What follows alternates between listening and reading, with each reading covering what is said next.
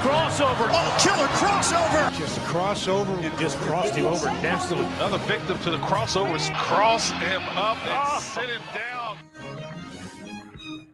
All right, time for the crossover. Brought to you by Everlevel Concrete Repair in Omaha at everlevelconcrete.com. How is the round table? Does it look kind of square? Yes? Hello? No? Peter? Connor? Peter? Hello, Connor? Josh? Do we have them? What great Can we weather see we're them? having. No, we see him. Connor's beard looks as orange as ever. Is Connor just talking? He's literally just talking. He's got his, now he's doing hand signals and whatnot. I think he's checking down to another play. I think he's going alert. Give me a little hand signal here. You know this hand signal? You know this one right here? What in the heck? Razor. All right. I'm Peter Krenzer. Tell you what we can do, Peter. Why don't we take a break? And then that, instead of us just yapping, it'll allow us to get reconnected out at Oscars where Josh and Connor are. And then all of us will be out there at noon for the round table. Connor's freaking out on the What's camera. he doing? Look at him. Stand up. He's like, he can hear you. Whoa! He can hear us. I think it's a very fixable problem here, and we don't need to waste a break. It's probably what Connor is. How about, is he unmuted? We don't even have him through the board. Okay. Yeah. We got to go to break. Look at engineer guy over there. We don't. No, have him through the board. I know, but Connor, I don't know. All right. Connor's freaking out. All right. So it was a good run for the Connor Happer Show. I had a nice job. It was fun. There were a lot of entertainment. There were a lot of great moments. But if this is how it's going to end, dang it. The Matt McMaster Show coming up next, 10 a.m. to 2 p.m. All right. every day. Peter, take a break. Let's just take a break. And when we return, you will hear the Connor Happer Show, and you will hear all of us coming up at noon on 1620 The Zone.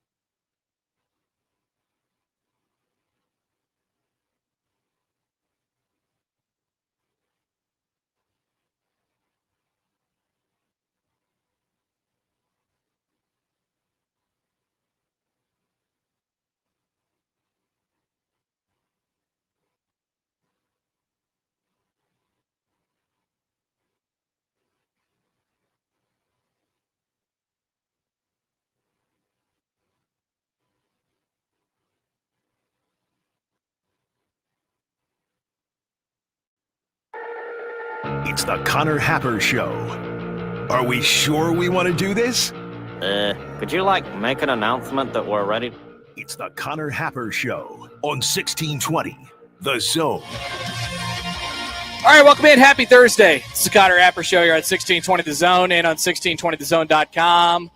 Connor Happer, Josh Odson with you live from Oscar's Pizza and Sports Grill. That is right. It is Roundtable Day here today. We are excited to bring that to all of you coming up at noon, where all of our hosts will get together and we will we'll give our takes. I apologize. Do you have any takes? Yeah, I got a bunch of takes right now. Okay. I got a bunch of takes right now. I don't think anybody wants to hear them, though. Not suitable for air? I just don't think it would make it. I just don't think it would probably make me look good, probably. Well, we want you to look good. Yeah, thank you. Thank you. I appreciate that. Because if I said my takes right now, I would look like a real jerk. You got any Nebraska football takes? Yeah, I got a Okay. bunch of those. That's why we got a 4-hour show. So we're gonna be telling you those takes, those Nebraska football takes, throughout our show. J-Man writes in, angry Happer is my favorite E-Happer. Yeah. Okay. Well, if that's what you wanted, that's what you got. Because we're loving what we're seeing right now. But we are back and live at Oscars. Come and join us today. It is the Roundtable coming up at noon, presented by Union Bank and Trust. Feel good about where you bank. Member FDIC. By the way, if you stop by, usually we got a pretty good red-clad crowd with us at about lunchtime. Come and get some chicken wings. I am craving some chicken wings, and I have been for several days now, just waiting up. I Josh Petersoned it, kind of. I was kind of like, you know what? I've been thinking about this meal for a long time. Hopefully I get to have it today. Was there a countdown? Kind of, almost. Okay. But I've been, I don't really think about my meals that far in advance unless I have like a long-term reservation or something like that. Mm-hmm. I'm usually a one meal at a time kind of guy. Whatever happens. But today I've been thinking about this one for a little while. I've been thinking about the order. I'll be looking at the menu throughout the program today, and I'm excited to see what we eventually end up on here at Oscars. The possibilities are endless, and if you'd like to eat inexpensively, you can do that. 11 to 3 today. Any burgers with fries here at Oscars, $8. $8. You'd think that we are in Dubuque, Iowa, with those kind of prices. Any burger with fries, $8 from 11 to 3, and from 5 to close, $2 tacos, $3 margaritas, and $3 Mexican beers. Ladies and gentlemen, you ever heard of Taco Thursday before? Because it's happening here at Oscars. You can get tacos anywhere on a Tuesday, but where are you going to get tacos on a Thursday? Great question. Oscars. Oscars is the answer to that question. Seth writes in the Equitable Bank inbox. Hi, Seth. Question mark, subject line, question mark. You mad, bro? Is the body? I'll get over it.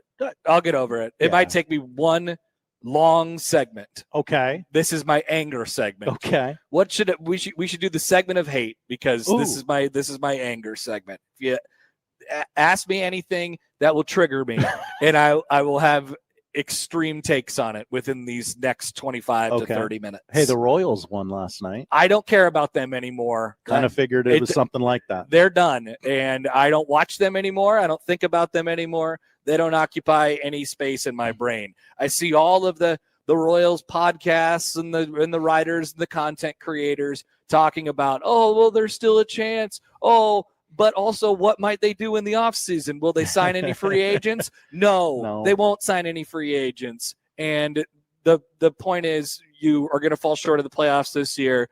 And next year, you just have to hope that you could stay healthier than you did this year. I was going to say, that's what the management is going to say. We just need to stay healthy. We just need to stay healthy. We don't need to sign any guys. We could sign Adam Frazier 900 more times.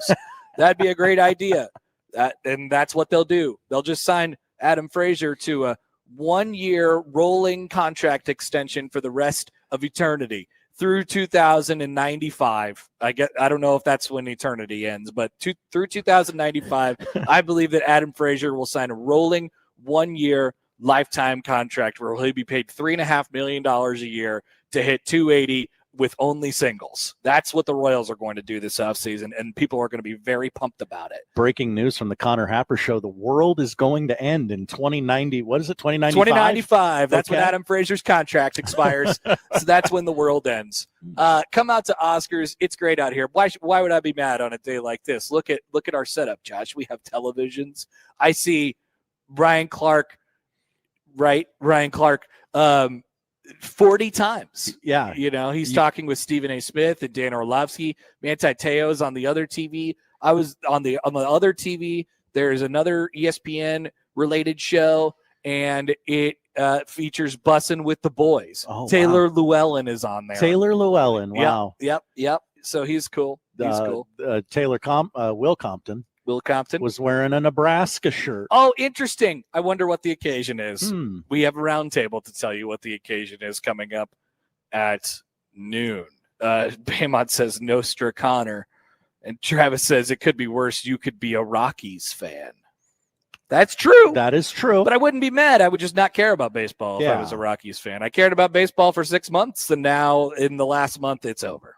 So that's the cool. way it works. All right, today on the show, we do have a regular show outside of the noon hour today, so we'll squeeze that one in. Jacob Padilla will join us at the top of the hour. We'll talk about the volleyball from Tuesday. Aaron McMahon, MLive.com. He is our Michigan man, I don't know if he's a Michigan man, but he's a Michigan guy. What is this for Michigan? Team 144, something like that. Oh, they're one of those guys, huh? Oh, that's what they do. Yeah. Team 142, I think, Yeah. won the national championship. So I think this is team 144 coming up. They're coming to Lincoln on Saturday. So Aaron will join us coming up at 11:30. That's the lineup powered by the Rooferees at John Higgins Weather Guard. We want to hear from you all today, 402-951-1620 on the Prairie Flower Casino Zone hotline. You can call or text that number. Tweet at Happer Show at Connor Happer on the JTech Construction Zone Twitter feed. Email Connor, Josh O at 1620thezone.com. On the Equitable Bank Zone inbox. We'll grunt the slate today in the 1 o'clock hour. I know we're throwing people off. They're expecting to hear songs from Home Improvement at 12:45, but I think we're going to push it to, we'll be roundtabling at that point. Yeah, we can't interrupt the roundtable with my awkward noises. No, we wouldn't do that. We'll do it after. Matt writes in on Twitter, did Hi, I Matt. miss something? What crawled up Connor today? Nothing crawled up me. I'll say that. Okay. Nothing crawled up on me. Maybe I just woke up on the wrong side of the bed. I don't think that's it. Or something like that. I'm usually a pretty happy guy. Look, Yeah. I'm wearing, if you're watching along with this on YouTube, I'm wearing my Dana Holgo shirt today. It's pretty neat. Look at him. It says, I was bored. That's why you came to work here. That's why it's one of those Gen Z shirts where the sleeves are long Oh, and the neck, I feel like a Gen The Z neck is boy high. today. All I need Yeah. is really, really high shorts. Yeah. And then I'll be officially Gen Z. So yeah, that is exciting. John writes in hi, John. 2095. I just put it in my calendar. 2095. You'll be waiting until 2095. That's when Adam Frazier's lifetime 1-year rolling contract extension is set to expire. And yes, you heard it here first on the Connor Happer Show. Elsewhere today on the show, if we have time, we'll jump into a couple. Well, I guess we do have time now. We'll have a couple of the topics that we were going to jump into yesterday, like the Dabo Swinney situation. How much do we care about Sherrone Moore not coaching at Nebraska? How will it be used, and how will it actually play out on the field? I think that's a good question for Aaron McMahon. What does Michigan lose by not having Sherrone Moore on the sideline, and what kind of mental effect will it have on the Michigan Wolverines? And how big of a game is this, comparing it to some of these type of moments in the past? Also, college football is coming to Wembley Stadium. Wembley. Yes. That's in London. We are going to, not we, Nebraska will never do an overseas game again, but yes, the college football roadshow is going to London. You sound like you're from London. Big idea, commissioner, man. Had a big idea. So we'll have some more on this tomorrow, but we do have some news right out of the gate here. And I know this is Nebraska Roundtable Day, but We have a little news from Creighton. Honk honk. I know. But here it is. Fly Together. It is launched. Fly Together, a nearly $300 million donor-funded initiative to reshape a 12-block recreational and athletic corridor on the east side of campus, Creighton's campus, for students, student-athletes, faculty, staff, friends, and fans, while strengthening the university's ties to Omaha, has been announced today, and is so they're saying we'd like to have $300 million, and how about starting that project with a $100 million gift from the Hyder Family Foundation, the largest gift in Creighton University history. Well, hey, congratulations. So there will be another new building over at Creighton, of course, on top of the now fully done softball field and the soon-to-be completed baseball practice field as well. And then there will be a building over in that direction. And from how I understand it, I guess we'll read further into the press release here. But from how I understand it, most of the athletic teams at Creighton will be moving into that. Will be moving their facilities and their practice spaces, or a few of them will be moving into that new space where the new building will be going up. I think the men's basketball team will then just occupy the McDermott Center, appropriately enough. All makes to sense. themselves. So there you go. That's awesome. And like I said, we'll have more on this tomorrow when I believe we'll have a special guest from Creighton on our show at some point. We already have a full show for tomorrow, so that's pretty exciting. It's excellent. $100 million gift. Would you like to receive an unprecedented gift? We've asked that before. Many people said yes, believe it or not. So let's see, along with the new Student Fitness Center and upgrades to the Rasmussen Center will enhance Creighton's offerings in fitness, intramurals, and club sports, a significant driving factor in university admissions. Along with faculty and staff, Creighton students use the current fitness facility more than 200,000 times a year. More than 4,500 intramural participants compete each year on more than 800 teams. More than 450 students compete in club sports in 22 different programs. Didn't Creighton club baseball win the national championship or something like that last year? I don't know. They were in the running for that. Oh, so they added some more club sports. So the new facilities will give students approximately 135,000 square feet of indoor fitness and recreation space across from 17th Street in the Builders District, connected via the Jaywalk. Nice. Good name. Oh, I get it. Clever. 10-block, $650 million urban village developed by Noddle Companies, backed by Kiewit Corporation, and anchored by the latter's corporate headquarters, will include an urban parking community space, a destination hotel, retail, restaurants, entertainment, offices, and 600 apartments available to Creighton's undergraduate and professional students. There you go. Creighton's building some more stuff.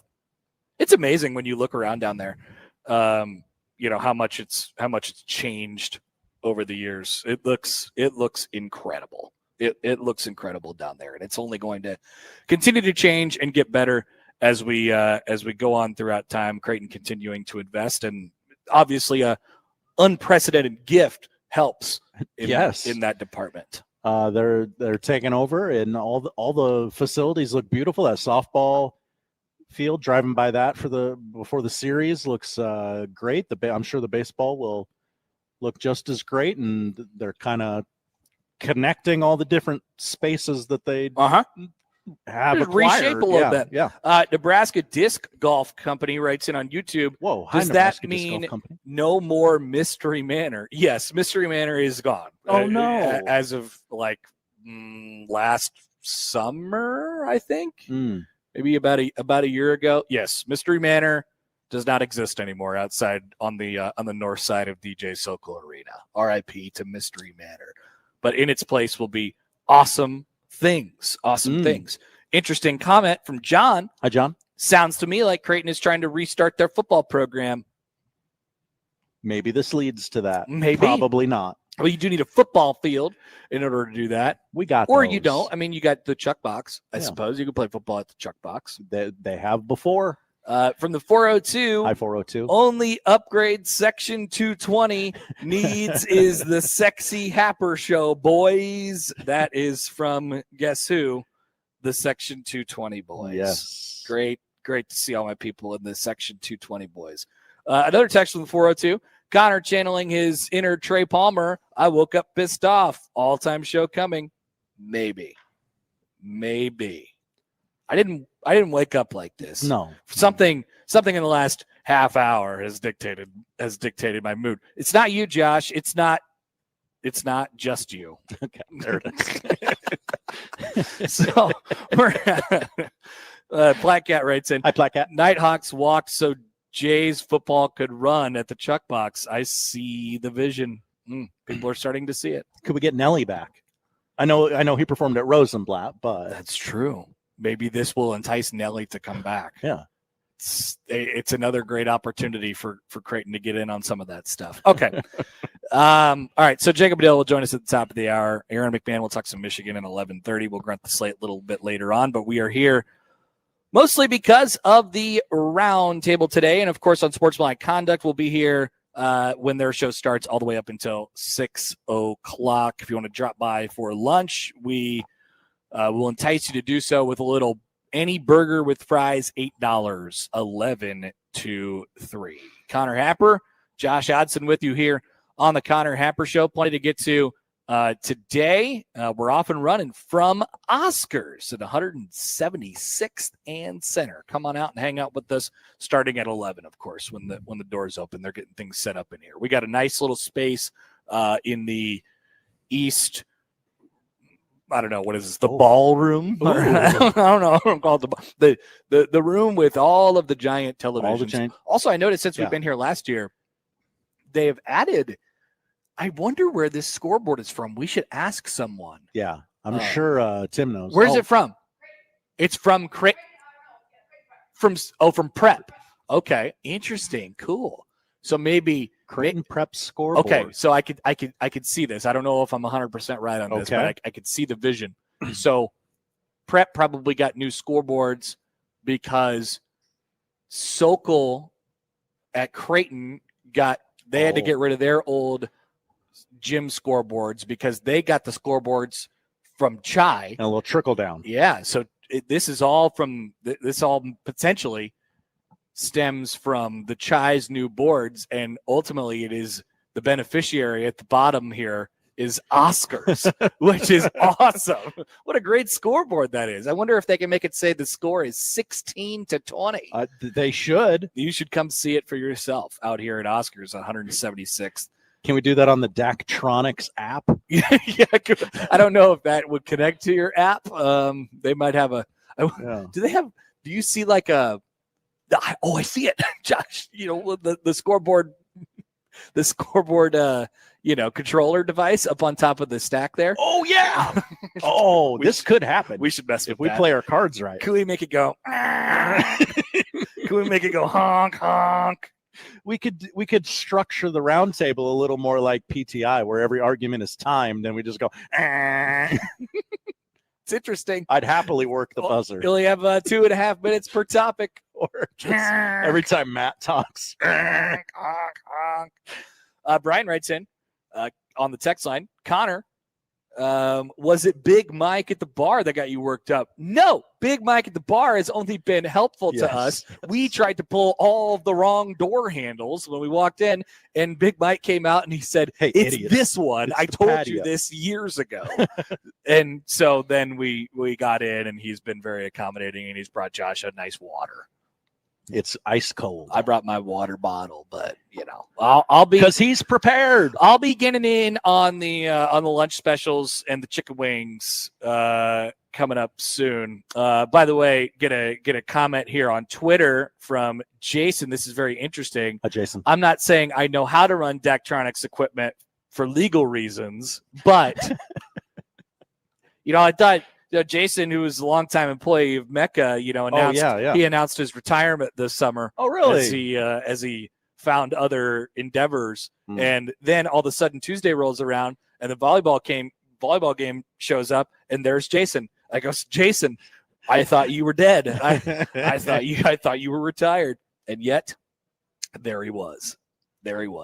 Joel writes in on Twitter. Hi, Joel. Did Matt forget his keys again? No, of course not. Matt will be here on time. He probably will come straight out here because he's probably interested in the aforementioned lunch specials and some delicious char buff chicken wings.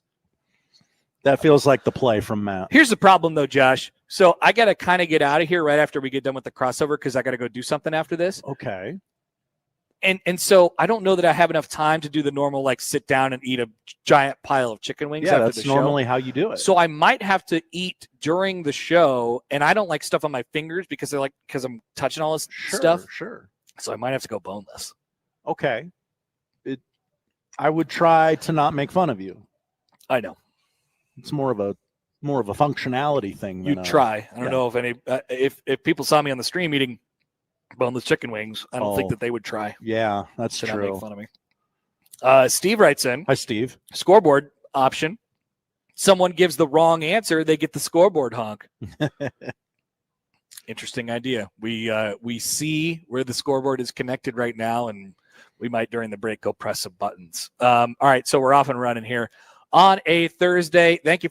Okay, I'm good now. I'm good. I'm over it. Okay. I'm over it. We're moving on with our day because it's a beautiful day and we're getting ready for the Michigan game. Look, Holgo the Oko is on my shirt. He says, we're back, folks. We are back. What does this say in meme font? Is the cure to male boredom coaching football? I think yes. I think what a shirt. Thank you. And shout out to my friends who started an awesome shirt company. We're Back is what it's called. Okay. They got a whole bunch of shirts like this if you're interested. All right, we'll be back off and running on a Thursday. It's the Connor Happer Show from Oscars on 1620 The Zone.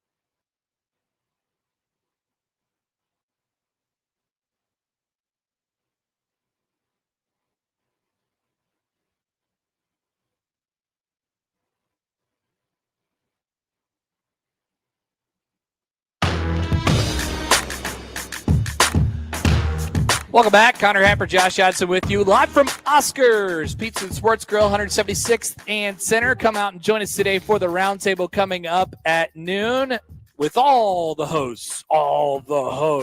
Every host. Presented by Union Bank and Trust. Feel good about where you bank. Member FDIC. A couple things during the break there.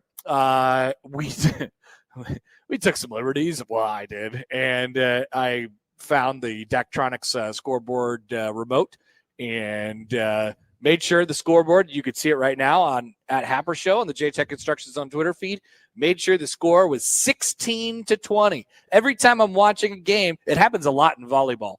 Every time I'm watching a game and it's 16-20 on the scoreboard, whether you're at a game or whether it's on the lower third on the bottom when you're watching a game on TV, every time I see 16-20, I kind of just point at it. I'm like, hey, look at that. 16-20. Yeah. Can you believe it? It's a good one. What a score. What a score. Before we go any further today, actually, let's get to a text here from Greg in Myrtle Beach. Hi, Greg in Myrtle Beach. I appreciate this one. Does the Roundtable feel the Cowardly Lion middle school rule has any tricks left up his sleeve after that tough tussle last week against Tennessee and Neyland? People forget that was supposed to happen. Oh, yeah. Yeah. Instead, they played Georgia. They played they did. Yeah. Nebraska played who? Exactly. Houston Christian. Exactly. That's Greg in Myrtle Beach's point. We needed the money. Yeah, well, I hope it worked. I hope they got that. It's easy to get money. Just get an unprecedented gift. They're handing them out. Speaking of unprecedented gifts, here's the thing that we like to do on this show, Josh. Josh Odson famously gets triggered by renderings of stadiums. I don't know why this became a thing a long time ago. People were talking about, I think it was the Washington Football Commanders' new stadium, and people couldn't stop talking about, oh my God. Oh, this is beautiful. This is so beautiful. Look at this Thanks stadium. for bringing the Commanders back to D.C. Nobody knew they weren't in D.C. except the people in D.C. So, without further ado, I present renderings from Creighton's new Fly Together initiative. Josh, what do you think? They're with us if you're watching along with us on YouTube. And this is the thing about renderings is they're always going to look good. God, they look amazing. Or they won't get released to the public. Look at all. I like this bottom right, this lounge area. That looks very nice. Yeah. Athletes will not want to go home. Maybe that's for athletes. I think that could be for potentially anybody. I'm not sure. Wow. Yeah, I think this is a lot of mixed use space. Now, what are these ribs in the top left? Are we going Flintstones? Is this shuffleboard or like bocce ball or something like that? It's basically just green space. Okay. You know, like hang out here, right? Okay, great. Which, I mean, Why the sharp, pointy ribs? The ribs.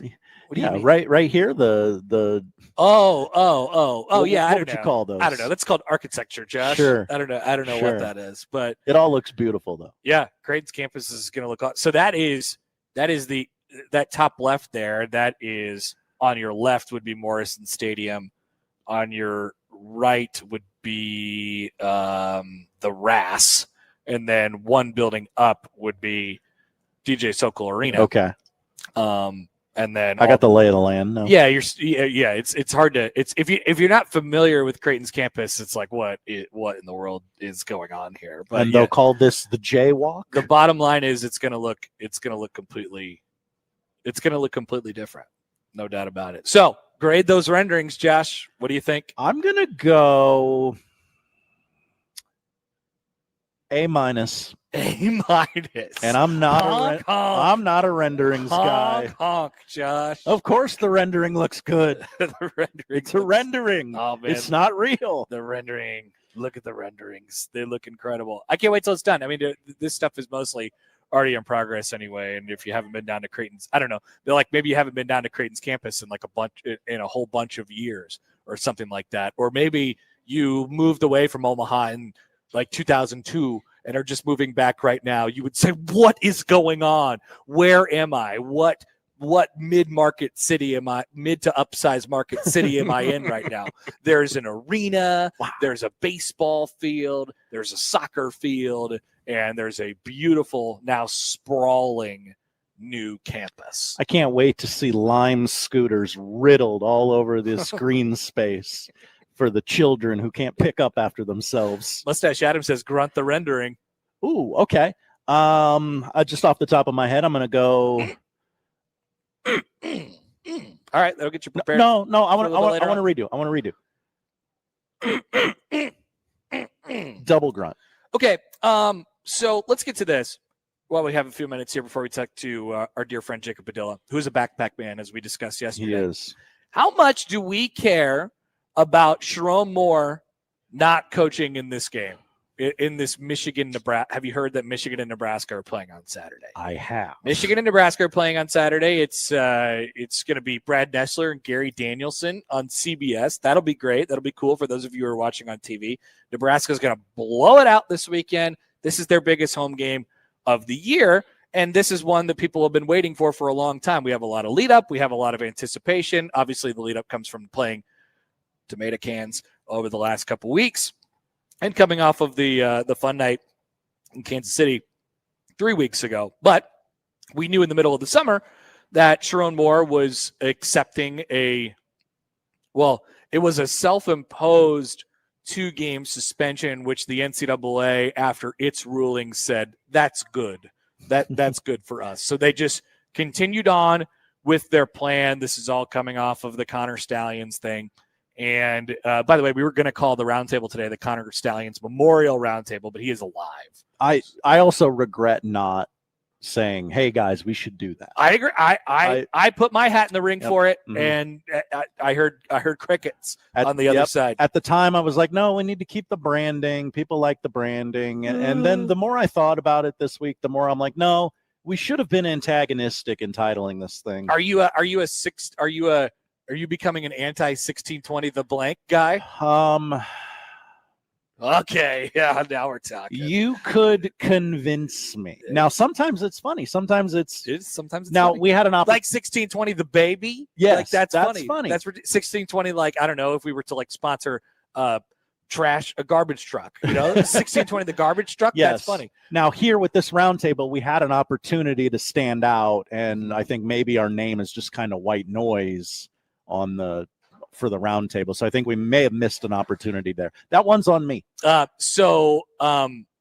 Anyway, back to the point here. I really hope, the Akron game, we saw what happened at halftime of the Akron game from Matt Rule.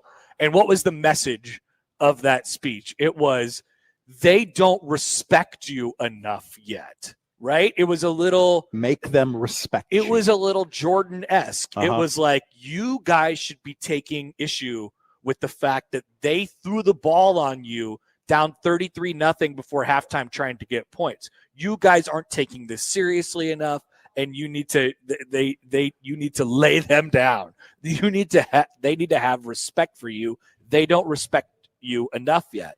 I really hope, and it's the same card. Unfortunately, because there's something about doing the same thing over and over, and you can only get. I guess if you're perpetually aggrieved, then you could be perpetually aggrieved. Yeah, I suppose, but you have to do it for everything. I really hope Nebraska uses this non-Sherrone Moore being their thing as that they don't respect us enough storyline of the week. I would absolutely use it. You have to. It was literally a choice. Yeah. By him and by the higher ups at Michigan, who said, okay, this is good. You can, you can basically, it was pick one, right? Yep. Oklahoma or Nebraska. And he chose Oklahoma and they lost. And now he's taking the suspension for the Nebraska game. I'll also add this potential angle to it.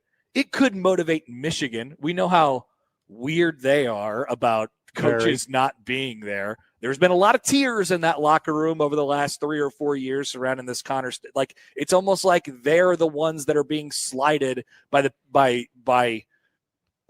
fact that their coaches aren't there, but it's actually their own doing. They're doing this to themselves. Either way, it's a witch hunt. They want to expose you. When Jim Harbaugh left, they're taking us down. We won the national championship. They just couldn't stand that Michigan won the national championship. And so when Jim Harbaugh was suspended for parts of the last several years, it feels like it was like, we're doing this for you, Jim. We love you. Remember Sherrone Moore? I think it was after the Ohio State game a couple of years ago. It was like, he's the best man, all this stuff. And it sounds like things were similar when he went on his suspension leave right before the Central Michigan game. And remember this, too. Sherrone Moore, was with the team all prior to last week.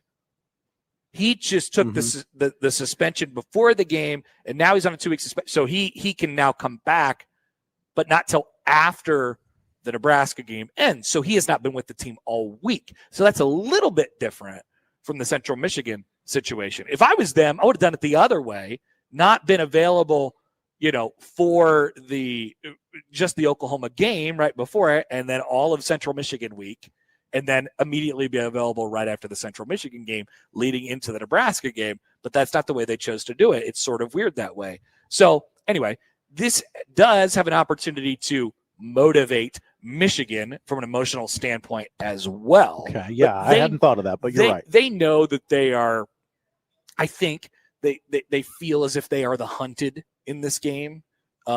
So I'm curious about that perspective too. I feel like Nebraska feels really good about itself right now. Maybe they can, Matt Rule can send the message of like, hey, no, we are the hunted. They want us, in this type of game, or they're going to have to go through us, something like that. And then there's the actual impact, right? There's the actual impact that it has on the game. And I can't wait to talk to Aaron McMahon about this at 11:30, because that's just one that we don't know. I can't pretend to have any idea what functional impact their head coach not being there for this game is. I imagine it's tougher to do this on the road. There's a lot of logistics, and sure, you got to put people in certain spots, and somebody's got to be making all these decisions, and it's just little stuff that just adds up throughout a week when you're taking your team on the road, or especially throughout those 48 hours in which your team is actually on the road. But it's hard to know what kind of impact it will actually have. But it has to factor in somehow. I just don't know how. Like, are they? Are they more disorganized as a result of this, and what impact might that play out on the field? At the very least, it feels like a bit of a distraction, right? It feels like a bit of a side story to me in this game, where Nebraska fans are approaching it from the perspective of, this is going to be awesome. We got a home game. It's quarterback on quarterback. It's our defense against, they're off, but, defense against defense. Like we like, playmakers against playmakers and all these things. And then, from maybe the more national perspective, for the Michigan perspective, Sherrone Moore isn't here. But it really, like I said, this game is billed, I think, should be billed as quarterback versus quarterback, or running back versus running back, or whatever that might be. At the very least, it seems like a distraction. So it's really difficult to put a finger on this and figure out what it actually means and who gains and loses the most from that one person not being there. I've heard this said jokingly, but there is an element of truth to it. They have to be a little used to it at this point, right? Yeah. Yeah. They've been through it. Have they done it for a road game? I can't remember off the top of my head. I would imagine so. Okay. Yes. So, yeah, it didn't seem to matter last week, but you got to play the opponent when you factor that in. So a couple comments from you guys. Trevor writes in. He says, Trevor. Chris, whatever you do not touch the Ethernet cable. Okay. Yeah. Okay. Chris is here. He's here to save the day. Here, we can turn this off. Trevor says communication is the biggest. Chemistry is different. We will see. That's why Lincoln needs to be loud and shake up the freshman quarterback with a substitute coach. Like, I would like to think that that's an area where Nebraska could, they could take advantage of this. But once again, what does it actually mean from a functional perspective? I don't know. Absolutely, I agree with you, Trevor, that communication is certainly key, especially when you're taking a team on the road in a loud environment. And and all those things. Clarence says if your team is made up of more adults than children, they step up and take control and take over in the moment. Yeah, I mean, so like I for the record, I lean toward this not getting talked about, not being really thought about a whole lot during the actual game, and more so as a worldly type of topic where it's more of how do we use this as motivation?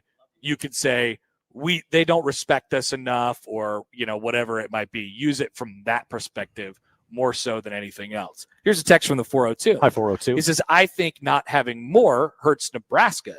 He's an OC at heart. OCs always get cute and forget to stick with the run. Biff will be happy taking 4 yards every first down and will never get behind the chains. So if you've heard Biff Poggi this week, I have. He was something along the lines of Bryce Underwood's wasn't running the first couple games, and he had the kind of leash on a little bit. And had a coming out party against Central Michigan. I don't know if you heard this. Gus Johnson told me that yesterday in a rap. I wouldn't have done that otherwise. Thank you for reminding me about that. Man, what great times. East Side Undertaker. He said something Poggi said something along the lines of like, hey, we're never doing that again. Like we are not keeping the leash on this guy.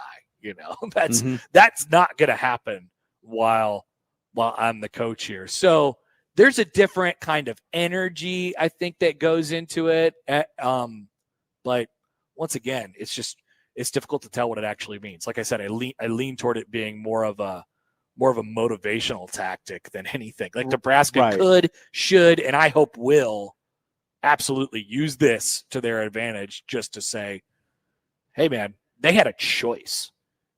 They thought Oklahoma was more dangerous than you, or I know Moore went to Oklahoma, and there's a reason why he wanted to be there and all that stuff. But you could say they thought they were more formidable than you. Absolutely. And they chose to have their head coach suspended for this game. Rule needs to use it. Now, when the game starts, I don't know what difference it makes, but Rule has to play the card.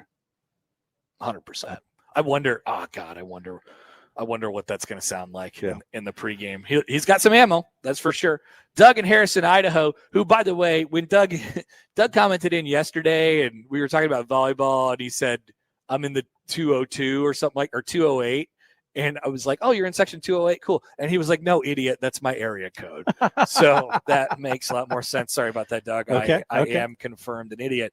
Is GBR built for a slobber knocker? Feels like the guys in red are more flash and splash.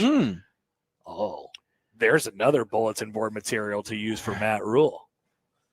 I don't know. I wonder when it gets down to it, and this is definitely going to be a topic during the roundtable today.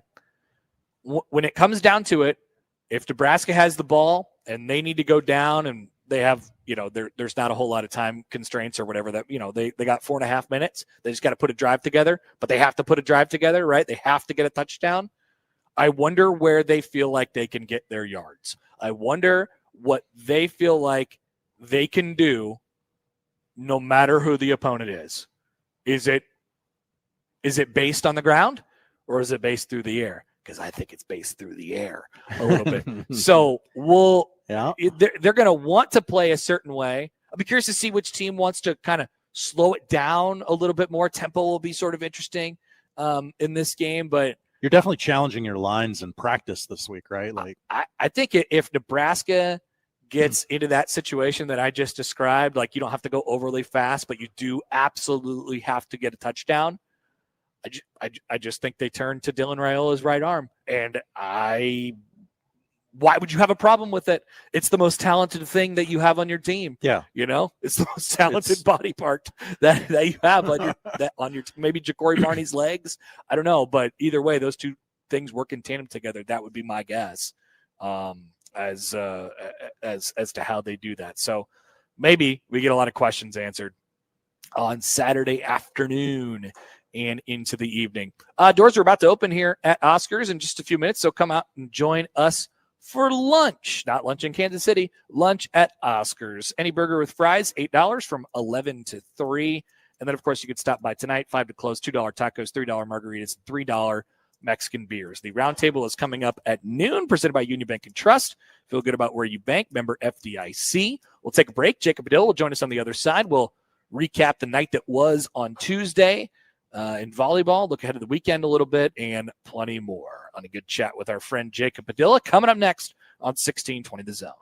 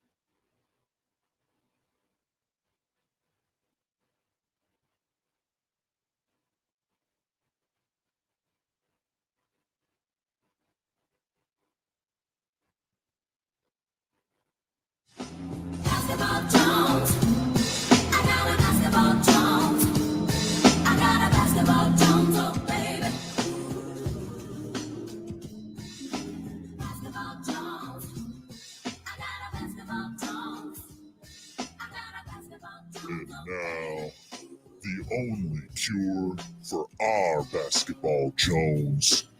Hail Varsity's Jacob Padilla on the Connor Happer Show on 1620 The Zone.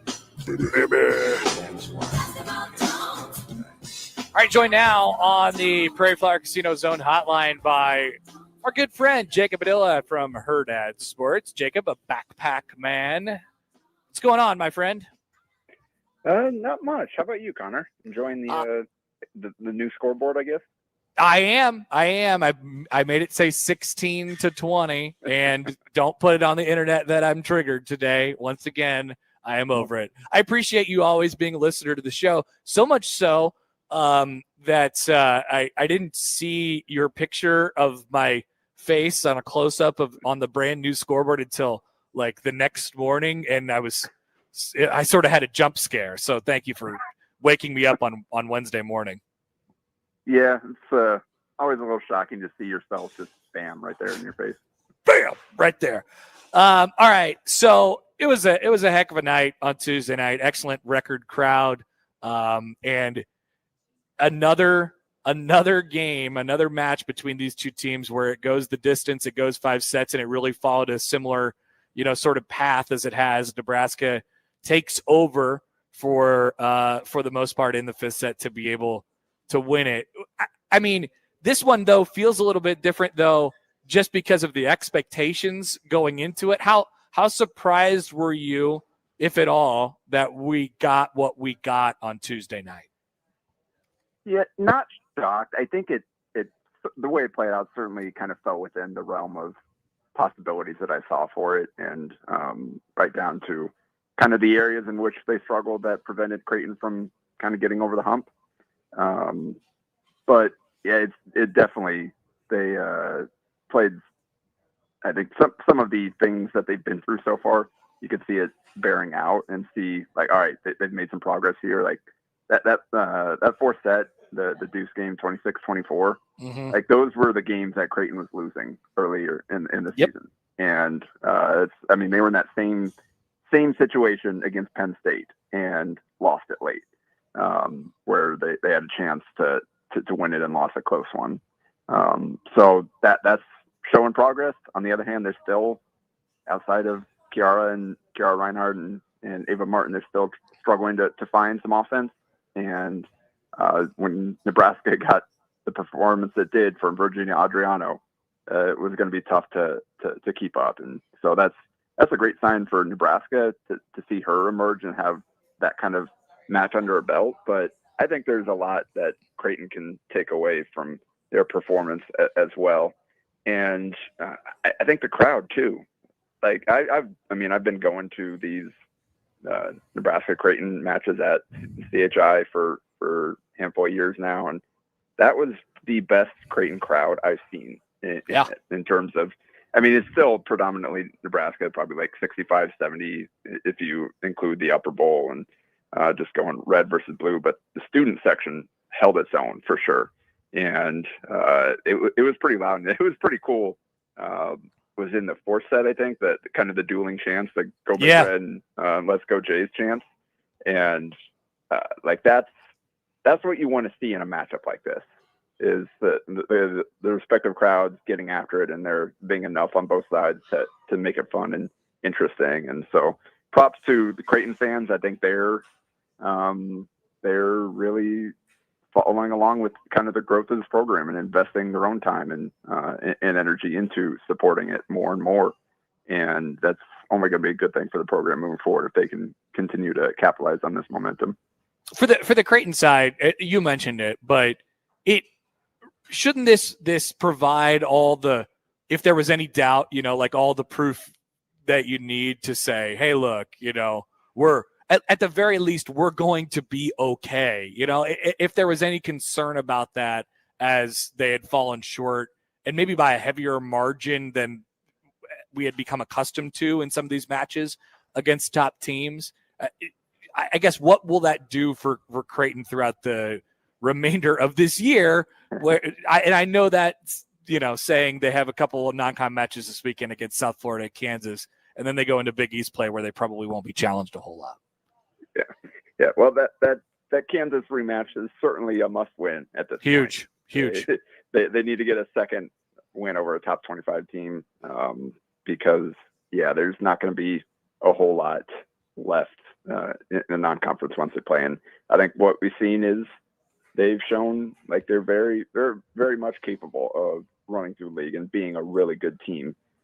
Again, there's still some flaws and some things they need to work through if they want to make some noise come the postseason, especially because, again, if there's not a whole lot on that resume, they're probably going to be facing a tough path in the postseason. We'll see how much respect if Creighton just sweeps through the Big East, and I mean if they go undefeated through. I mean, we'll see kind of if they do find the consistency needed to do what the team has done a few times under Kirsten Bernthal-Booth. But if they do that, we'll see kind of how much respect they do get for challenging themselves with the non-conference that they face, even if they didn't get any of the wins that they really needed to kind of put at the top of their resume.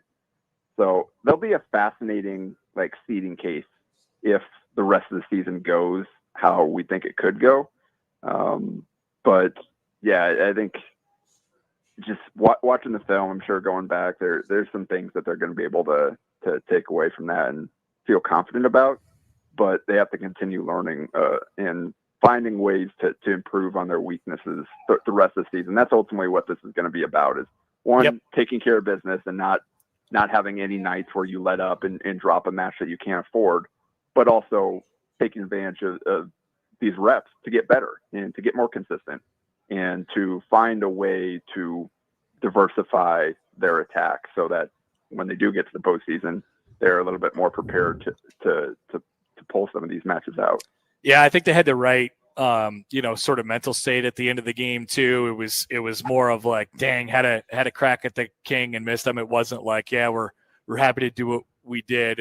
And now that we're a couple of days removed from it, it's a little bit more of like, yeah, that was a heck of a night. But at the end of the year, that one's going to come up and say, oh, if they would have had that one, you're looking at a different case from a seeding perspective. Jacob, to the Nebraska side, what did we learn, or what did Creighton maybe expose, if anything, in that game about Nebraska? Like, I think when you thought about them after that first weekend, the first surf showcase in Lincoln, it was like, well, they're kind of bulletproof, and like there's where is the weakness? We're looking around for it. They go however many deep, and there doesn't seem to be any problems. What have we learned about them now in the bigger picture over the last couple of weeks, and especially coming off of Tuesday? Yeah, I think I don't know that we saw anything new necessarily. I think the passing concern is something that's kind of out there. Nebraska's been okay, decent at passing, not great. I mean, it was Creighton and Nebraska were pretty comparable in that area going in, and Creighton's typically the more aggressive serving team. So, like, I think we talked about like that was probably an area where Creighton had a chance, like they could see maybe some cracks there. And the interesting thing about that is that right off the bat, Danny Buston-Kelly went to Olivia Malk at libero to start. Didn't wait to make a mid-match change like she did against Kentucky. She mentioned like she thought their passing had been a little inconsistent in the previous matches, and so they decided to make that change. She's hoping that Olivia's presence can kind of calm them down, and that's typically an area in which she excels. And gave up a couple of aces uncharacteristically, but I think early in the match, like Creighton wasn't as aggressive, I think, as they wanted to be, and Nebraska kind of took that first set easily, and then second set, Nebraska kind of the errors really mounted, and part of that I'm sure was kind of the pressure Creighton was putting on them. So that's not necessarily something we learned.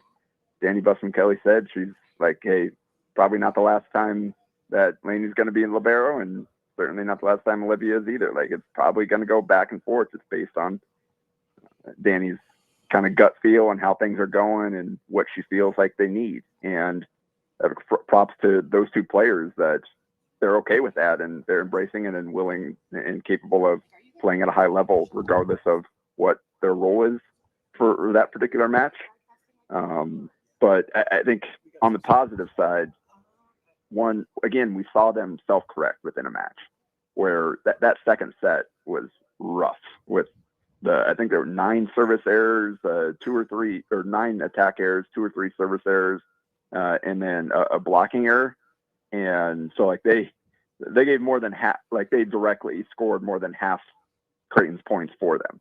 Yep. And then you saw that they come back in set 3 and it was like outside the 5th set, that was just all Nebraska. Like that was the cleanest set of the match. They had 13 kills before they had their first attack error. And outside of like, they had 3 straight errors late in the set. Outside of that, they played at an unbelievably high level. So that's what we've seen from them. We saw that in the Kentucky match. We've seen it the Utah. Like if they come out and don't play up to their standard, this team has the capability of resetting, going back to what has got them to this place and turning it around and playing at a high level. And that's what Bergen Riley talked about, is like, we got to fall back on our training when things aren't going well. We just got to kind of get out of our mind, really lock back in on the basics and play in the way that we know how to play, because that'll carry us through.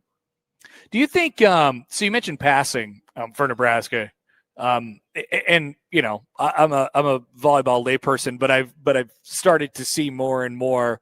How do you think Nebraska is? I mean, you're comparing it on a Nebraska sort of curve here, comparing it to some of their other teams, because that's the standard at Nebraska. How are they from a serving perspective? It just felt like it was, you know, maybe making it a little bit too easy at times. How do you feel about that part of their game right now? Yeah, that's an area that they've kind of really been focusing on all years. And that's somewhere that in the last handful of years under Cook, that it always felt like you left something to be desired there. I know they track things other than aces, errors, or whatever. They're more detailed stats that we don't get to see publicly in terms of how effective serving is, but that is somewhere like that. Their ace numbers have been fairly low over the last handful of years. They haven't really had Keonale Akana, when she was here, was a big weapon from the service line, but outside of that, like they haven't really had dangerous servers over the last handful of years. Like a lot of their best players just been I don't know exactly how they grade out in terms of forcing bad passes and all that type of stuff, or keeping teams out of system. But in terms of pure aces, Nebraska hasn't had a lot of that. And that's something they've been working on, is more aggression at the service line. And that with that comes service errors. Like that's always going to be the trade-off. And I don't know if that's part of the calculus that Cook made, is like, we're willing to sacrifice a little bit of aggressiveness at the service line to be more controlled and to just make sure we hit our zones and put it where we want. But they've talked about it. Andy Jackson's talked about it. Danny's talked about it. That is an emphasis for this team, is being more aggressive from the service line. And we're seeing, I think in that match, and we've had some runs here recently from different players where they've really gotten on a row, with 7-0 run, 6-0 run, things like that. Like there's a handful of 6-0 service runs so far this season from different players. I think we saw in that Creighton match, Harper Murray and Virginia Adriano in particular were effective in putting pressure from the service line, not necessarily as much from a lot of the other players. So that's something they're working on. I think there's some potential there, and we'll see if Adriano continues. I think she can be a real weapon there as she continues to grow and find some consistency. A couple of aces in that one. So, that's an area that they probably could be better at, and they know it, and they're working on it. So we'll see how that plays out the rest of the season. Jacob, switching directions here a little bit. You're a Creighton alum, and what has it been? 10 years since you've been out of school now, ish, almost close to 10 years. Yeah. So go ahead and run through a comparison. What is it going to look like there on campus compared to what it might have looked like when you left? Yeah, I could have used this investment about 15 years ago. That would have been but well, I mean, the campus is already dramatically different from when I was there. They've already, obviously, they continue to add to these athletic facilities, and yeah, sorry, got distracted by something. Yeah, they've continued to add to these athletic facilities, and I know that like they've one end of the campus completely like torn up and redesigned. They're looking like they're expanding more now. We've obviously every time I've gone down there for something, the construction's the whole campus is torn up right now. So they're going through a lot. It's I think probably if nothing else, it's probably something to feel great about, like with the current landscape financially of just college sports in general, that you've got this fully funded donor project here where, hey, with everything else going on, you've got these people that are willing to invest in not just athletics, but the campus as a whole, in the community, that you have to feel good if you're a Creighton fan, knowing like, hey, you've got these people with resources that are continuing to support the school, support the athletic program, as we kind of head forward into this future of college sports where you don't really know what anything's going to look like. So, yeah, I'm looking forward to seeing it. I think it's cool too. Like we saw the volleyball court, the new one, which looks sweet, by the way. Yep. Kind of similar theme to the new basketball court. We're starting to see more of the kind of the feather motif spread throughout all the facilities, and I think it's pretty cool. Pretty cool branding, and I think it looks cool. So we'll see as this. Just looking at some of the renderings, it seems like that's continuing to kind of spread around the different facilities, and I think that's just a really cool look. Yeah, no doubt about it. I mean, it's pretty sharp, and it looks. I said earlier, if you like left Omaha, if you moved from Omaha in like 2000 or 2002 or something like that, and then you're moving back or something like that now, you'll be like, where am I? What world is this? And maybe in a couple of years, maybe you move back in like 2028 and you land as the first time here, and you land, and it's like, wait, this is the airport. This isn't the airport that I left 30 years ago. And you go into downtown, and there's a new skyscraper and a new baseball field and a new arena, well, newish, I guess, arena, in Creighton's campus. It's crazy, man. I think about it every time I kind of go through that area. Yeah, the people coming in for their 20-year reunion are going to be flabbergasted. They're like, what the hell? What happened? They're going to be a lot like you. You're going to be like, well, I wish this was around when I was here, but that's the way it goes. Jacob, we will let you go. Oh yeah, unless you'd like to share publicly your takes on we didn't ask you about this last week, the NBA's rule of not counting full court heaves before end of quarters and stuff like that. Yeah, I don't particularly care too much about it. Interesting thing is, like at the college level, a lot of SIDs and stats people already do that. Like if it's a heave, like they don't really count if it doesn't go in. And which honestly, at the NBA, it's different because they do track that, and like it's interesting because you want to know like the percentages. All right, how much does this actually tell us about this player? And so, like, if you got a bunch of heaves tossed in there, it'll definitely impact your percentage, if slightly. You don't necessarily; those aren't really real shot attempts. But ultimately, I don't think it matters that much. It is weird that the players cared that much, but also it's interesting that the NBA took cues from social media as much as they did. Like, all right, this is something worth addressing. Like, all right, we've seen enough of these fans calling players cowards. Let's try to incentivize this to get back into our game, because I mean, it doesn't happen very often, but a 3/4 court shot is always pretty sweet. Gets the fans fired up. So I guess the more attempts, the better. But yeah, they already, like, I mean, not on the basic stats, but they're already tracking heave versus regular threes. I mean, the distance on threes, they track all that stuff now. Like they're so good about breaking all that down, so you can kind of find anything you want in terms of players and their stats. But it's ultimately I don't care too much about it. Like I guess I prefer it than not. But more power to them. Let's get more Heaves back in the game. Okay. All right. I like it. I like where we settled it on that one. All right, Jacob. Good to see you on Tuesday. We'll let you go. Do you have a prediction for us? Nebraska, Michigan. Any thoughts? I What does that mean? What's that mean? I'm really looking forward to seeing it. Like, I haven't really watched Michigan yet, so like I don't I know I've listened, I've heard kind of basically what they do well, but I haven't necessarily seen it myself. So I'd just be parroting others to make a prediction at this point. But this is probably the game I'm looking forward to most in I don't know how long, because this is kind of the first real test of, all right, are we on the right track? Is this program making the progress it needs to? We've seen last few weeks.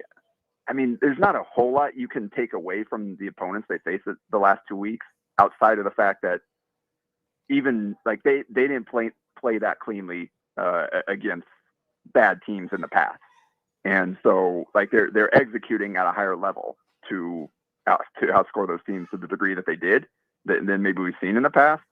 So how can they carry that forward now as the competition level rises?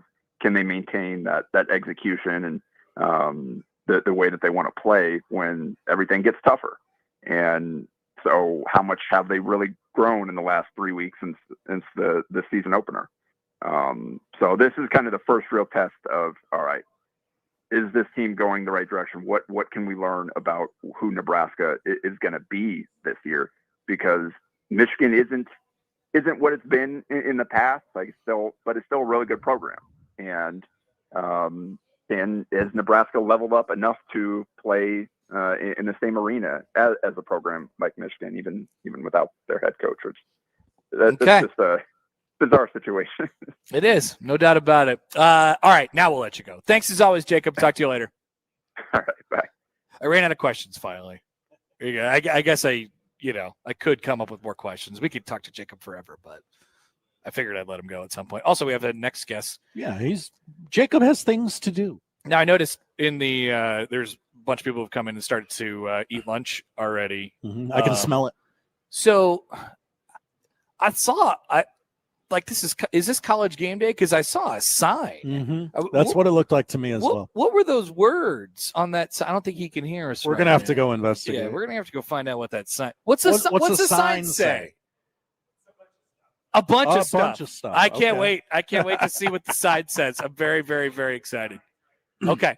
Yeah. Give us a couple minutes. Well, actually, we'll do that right now. Mm-hmm. Let's take a break. Aaron McMahon joins us on the other side. MLive.com. We had him on over the summer to talk about Michigan. I think at that point we had him on, we already knew that Sherrone Moore would be suspended for the Nebraska game. But what might become of that? We will ask him that question. And then obviously the emergence, the coming out party of Bryce Underwood, the East Side Undertaker. So there's a lot to get to with the Michigan Wolverines, and we're happy to have Aaron on. Coming up after this on 1620 The Zone.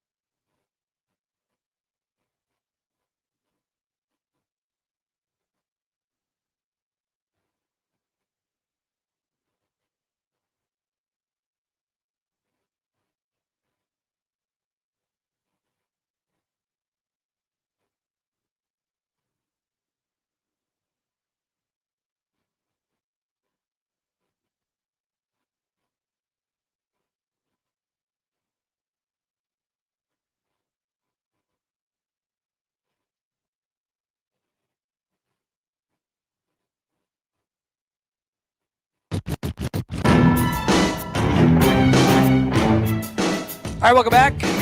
More of the Connor Happer Show. You're on 1620 The Zone and on 1620thezone.com.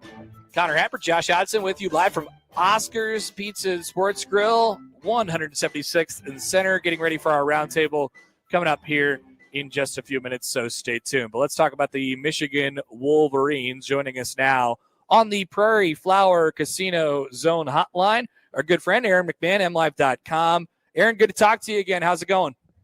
I'm well. Good morning, all you guys. When are you headed out? I fly out tomorrow. Looking forward to it. I think this will be my third trip to Lincoln. People there are always great. The trips are always good. The stadium's always rocking. I'm sure it's going to be the same way on Saturday. So 21, 23, and now you've gotten two very different games so far. Mm-hmm. Yeah, they were very different. They indeed were. What from the Michigan side, or I guess gauging the Michigan fan base, Aaron, what do they think they're walking into on Saturday in Lincoln? A tough game. I think if you talk to any Michigan fan, they're going to tell you it's probably going to be a close one. It's hard to make out what this Michigan team has been through 3 games. They played 2 non-conference games where they were expected to win and win handily, and they sort of did. Maybe New Mexico was a little more difficult than people expected, but they just beat Central Michigan by 60 points. So, and then they had a week 2 game at Oklahoma where I don't think any of us knew what was going to happen. And they kind of laid an egg. The offense wasn't very good. The offensive line didn't hold up. Bryce Underwood didn't play particularly well, but we saw a different quarterback last Saturday against CMU. So I'm really curious to see how they handle the second road game of the season. What do you make of what Bryce Underwood has done so far? I mean, it's been a little bit different through each of the first 3 games. And what should we expect? Has he gotten more comfortable? Does it feel like through these 3 games? Yeah, I'd say so. It was a weird first 3 games because the first 2 we saw basically just Bryce throw the football, and he did it very well. I mean, I think he's lived up to expectations so far for being a 5-star recruit. He can throw a deep ball. He can throw pretty much any football out there. He hasn't turned it over yet. Well, he hadn't turned it over until this past Saturday. But he was kind of as expected. But it was this past Saturday when Michigan kind of unleashed him, so to speak. They let him get outside the pocket, take some open yards on the ground.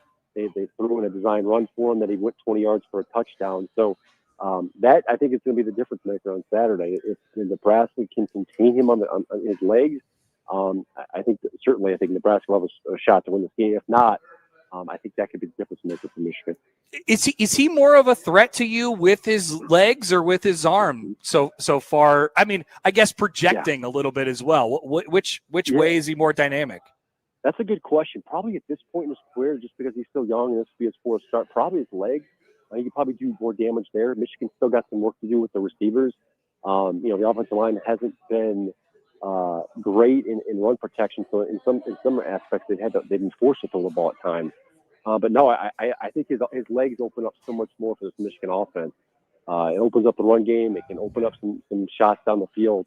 I think that's certainly more dangerous for Michigan. So this is a thing that we've been wondering about, and we've been wondering about it ever since the summer when we knew that it was coming. What actual tangible impact does Sherrone Moore not being able to participate in this game have from your perspective? Probably Michigan lacking the pregame and maybe halftime speeches. They've look, the Michigan roster has really gotten to know Sherrone very well. Many of them were recruited by him either indirectly or certainly directly as an offensive line coach. So there's the built-up camaraderie there. I think they do certainly miss him.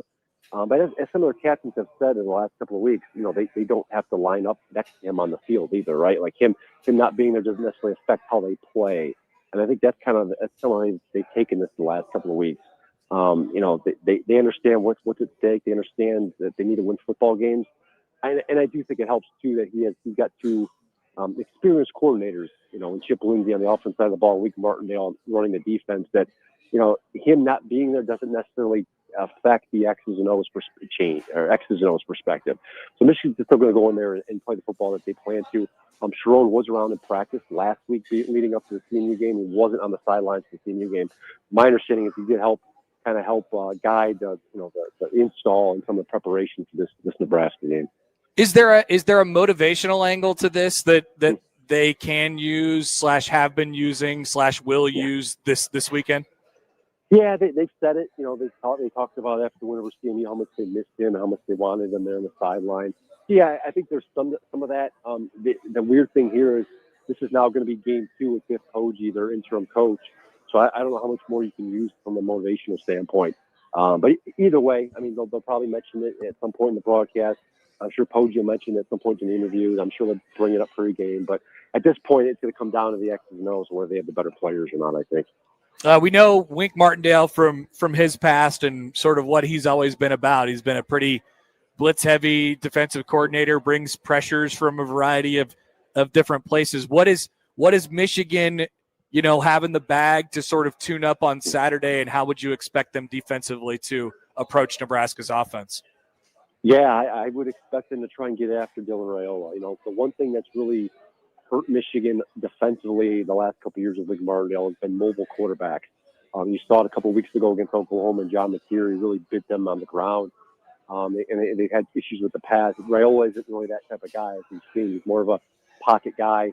He can move as needed, obviously, and make plays. But I think this is the ideal quarterback, I think, for Wink Martindale's defensive system. They're going to try and get after him. They're going to try and disrupt things. We spoke to the secondary defensive backs coach this week, and they're going to try and change the looks, change the picture from Dylan Raiola this week. Throw in different packages, throw in different looks. And you saw some of it this past Saturday against Central Michigan. They used one of their normally interior linebackers on the edge.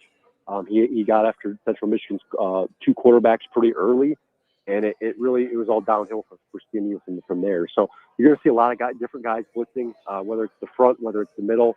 Heck, I mean, they sent a cornerback after the quarterback on Saturday, this past Saturday. So I think you're going to see pressure from really all 3 levels. Is there a standout that that you would expect to really pop defensively for Michigan on Saturday? Yeah, their linebacker, Jason Barn, the guy you just mentioned, that was kind of playing off the edge last week. He's been their kind of go-to guy early on. He got kicked out of the week 2 game, or excuse me, the week 1 game for targeting. Yep. Had to sit out the first half against Oklahoma. But aside from that, he's played exceptionally well. He's been arguably probably their best pass rusher on the team. They've got some experienced guys there as well. Derek Moore, they've been kind of waiting on the pop. TJ Guy is going to play. He was one of their leading stat guys last year.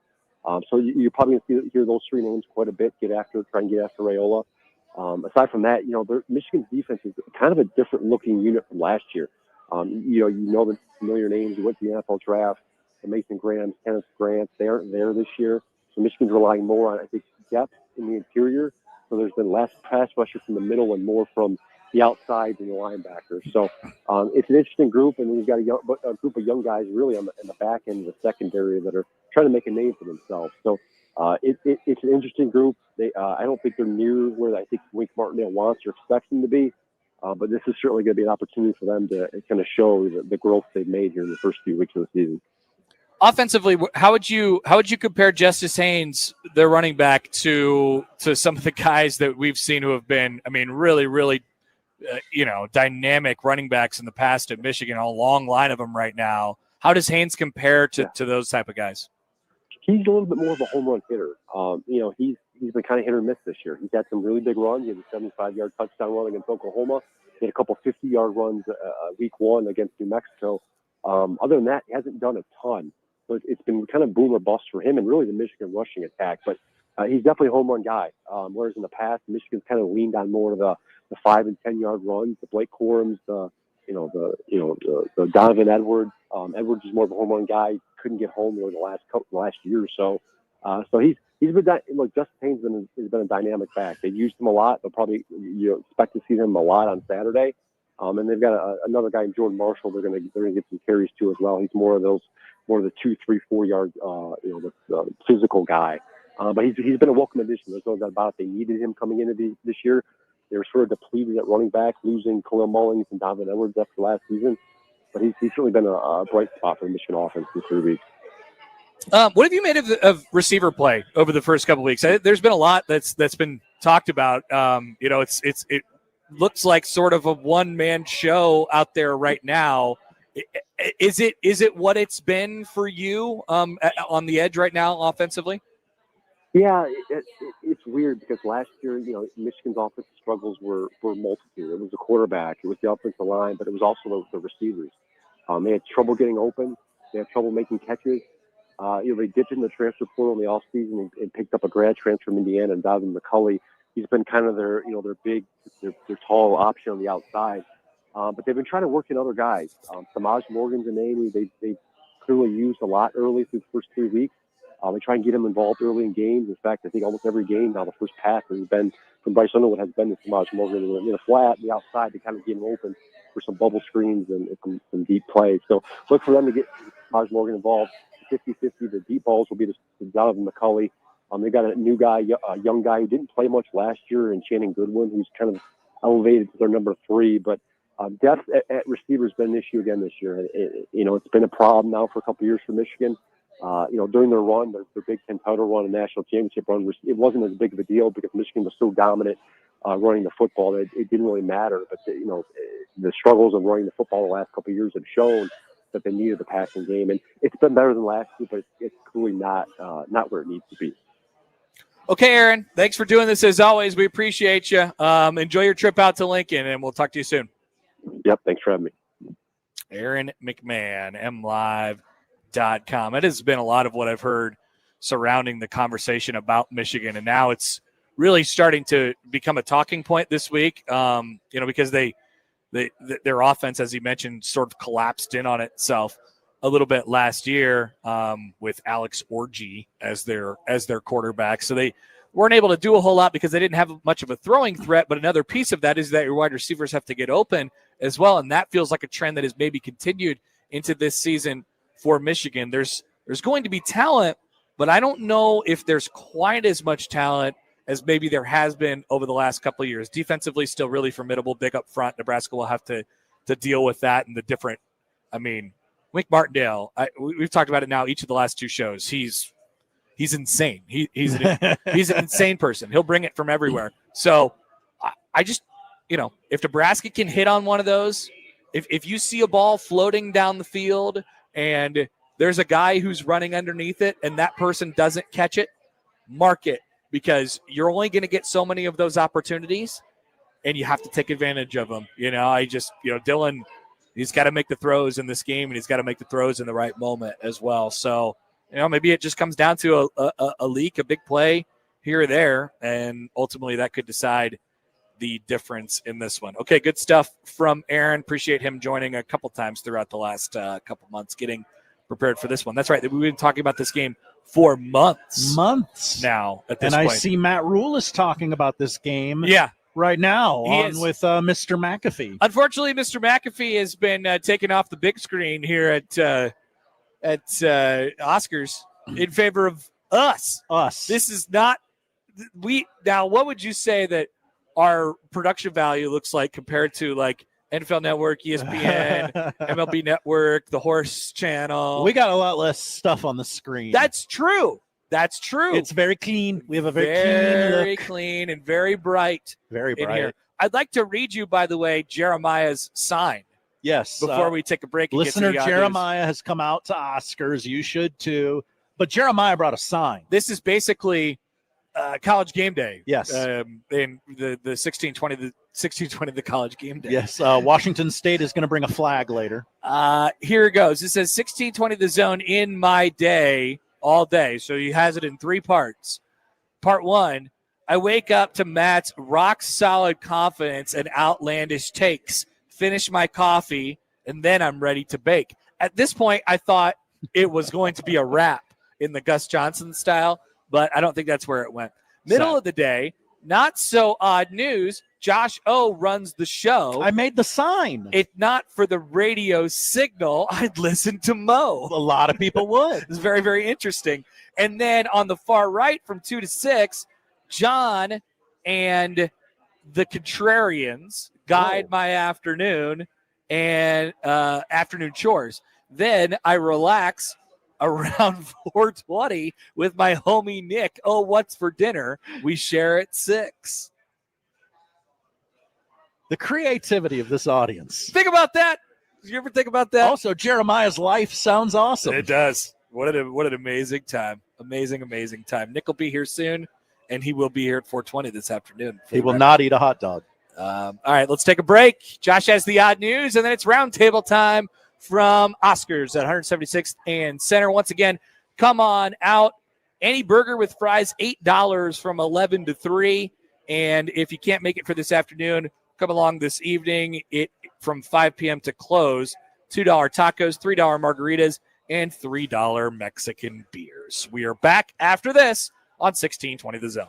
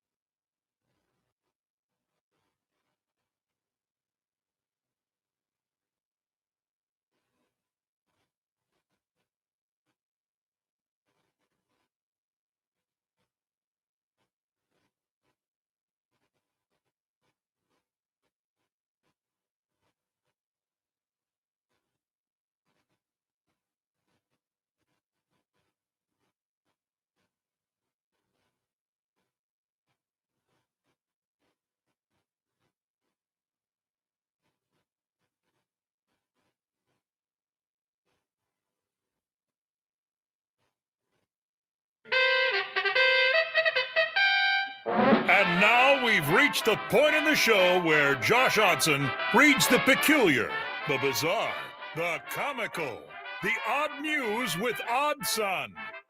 Odd news, Odd Son. See what we did there?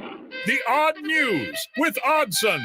All right, time for the odd news from Oscar's 172nd and center. My apologies on that one. 172nd and center. Come on out. Roundtable coming up in just a couple minutes. Josh has the odd news first. Josh. Well, we begin with hoops. This is a hoops show after all. I love basketball. Shaquille O'Neal's Sacramento State. That's right. People forget. He's the GM or something or other there. He's going to scrimmage against Master P's. That's right. Master P. He's the GM over at the University of New Orleans basketball. UNO. That's right. That's And what yes, they call it. UNO. They're going to do a scrimmage between the two squads. Let's see. Let's get some more info here. October 18th, they will be hitting the Lakefront Arena in New Orleans for a spectacle called the Southwest Shootout. Whoa, you can't say that anymore. That's kind of what I was thinking. We want to show how coming together as a community can open doors and create possibilities, P said. This is bigger than basketball. So We are these empowering two, the next generation? Are these two playing? No. Right. They are both GMs of the respective programs. The event They will be in help attendance. Sac State coach Mike Bibby. Of course. Did you know he was the coach at Sacramento State? Kind of, actually. And yeah. UNO coach Stacy Hollowell get more eyes on their programs and therefore the talent acquisition portion of the program. There's also a charity element to this exhibition Wonderful basketball game. We go to New Jersey for story number 2.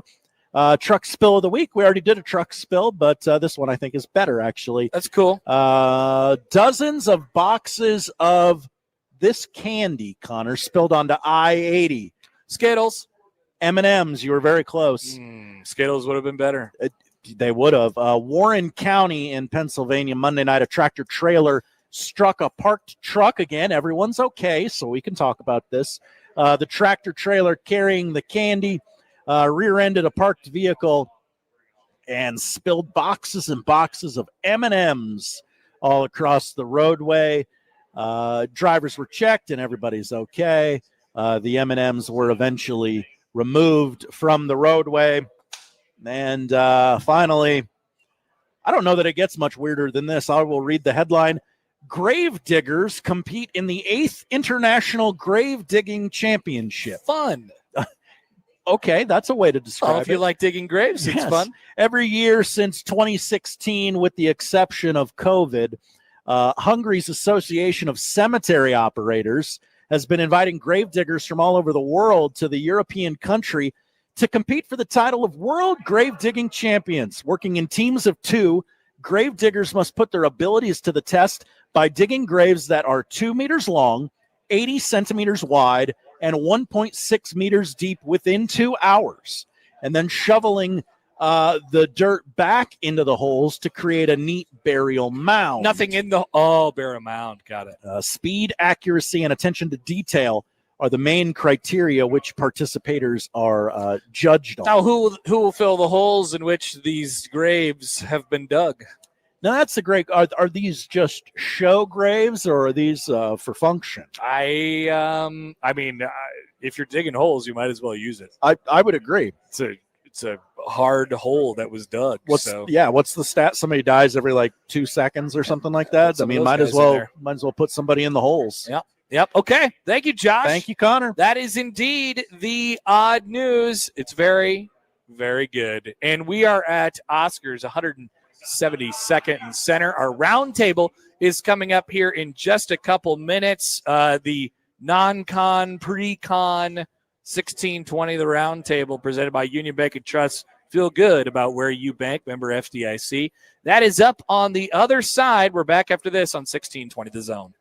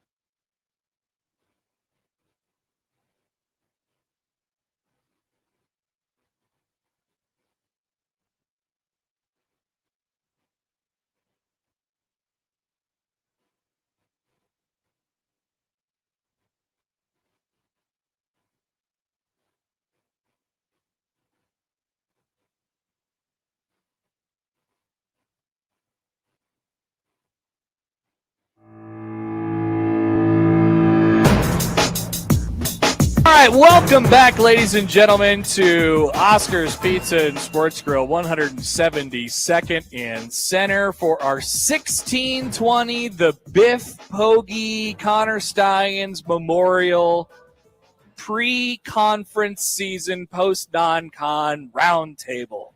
Presented by Union Bank and Trust. Feel good about where you bank. Member FDIC. I'm Connor Happer. Here is Gary Sharp, John Bishop, Josh Peterson, and Matt McMaster. Get in that last second of prep. Hey, I got to get my stats. Great to see everyone here. Oh, no, I'd be Prep napping guy. right now. Yeah. This is We interrupted nap time? This is nap time, and then wake up time, then eat time, then prep time. Do you prep in your naps?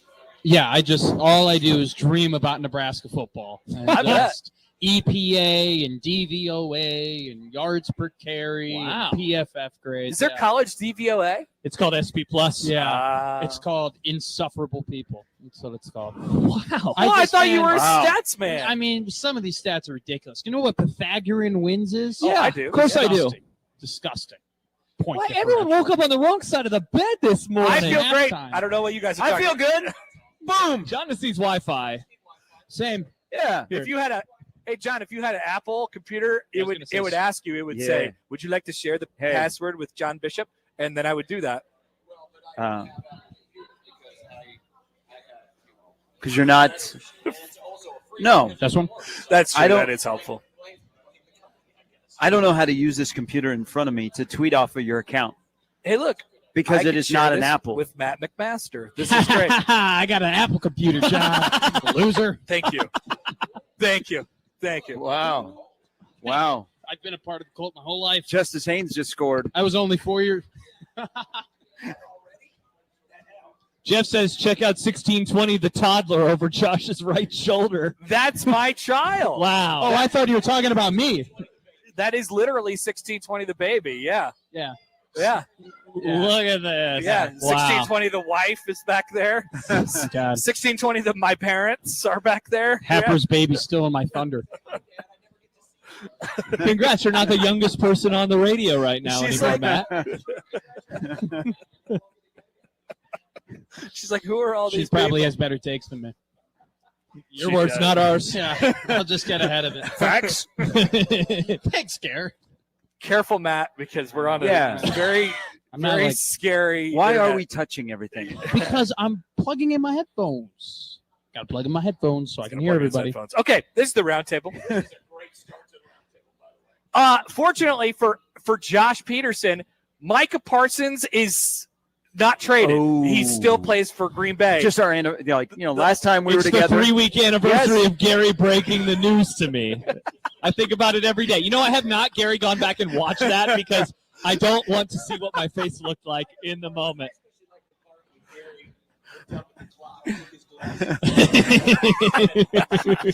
Oh, my God. Terrible news. Absolutely terrible news. I will never forget that moment in time. What if we that would be awesome.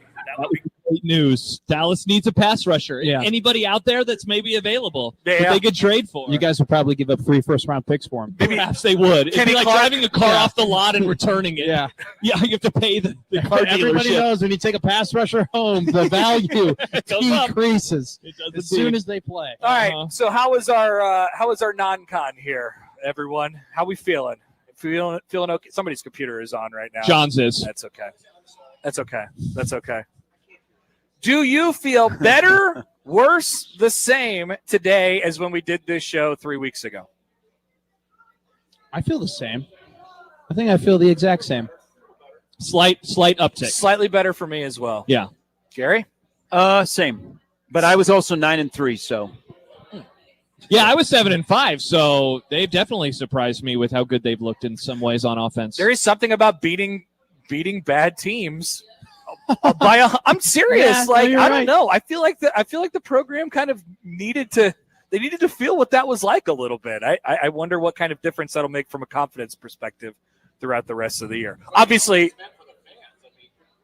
it's been pretty fun for everybody, right? People are juiced again about Nebraska football. Stress-free 2 weeks of football. That's That been a hasn't long- happened in a while. it's been a long wait. I Yeah. think it has created a long wait. It does. Yep. Micah Parsons was traded a couple months ago. Remember when we were we were accused of nitpicking things in the Cincinnati game? That was a long time ago. Hopefully, a couple of those things aren't still true. Well, it's ironic to say nitpicking because Matt and I, what was the one theme the whole show long when we actually were talking about the game?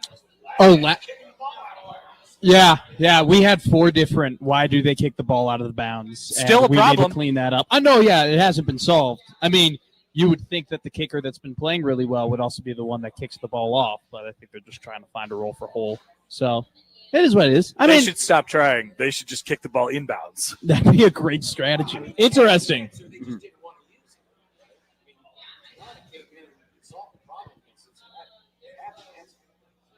Huh.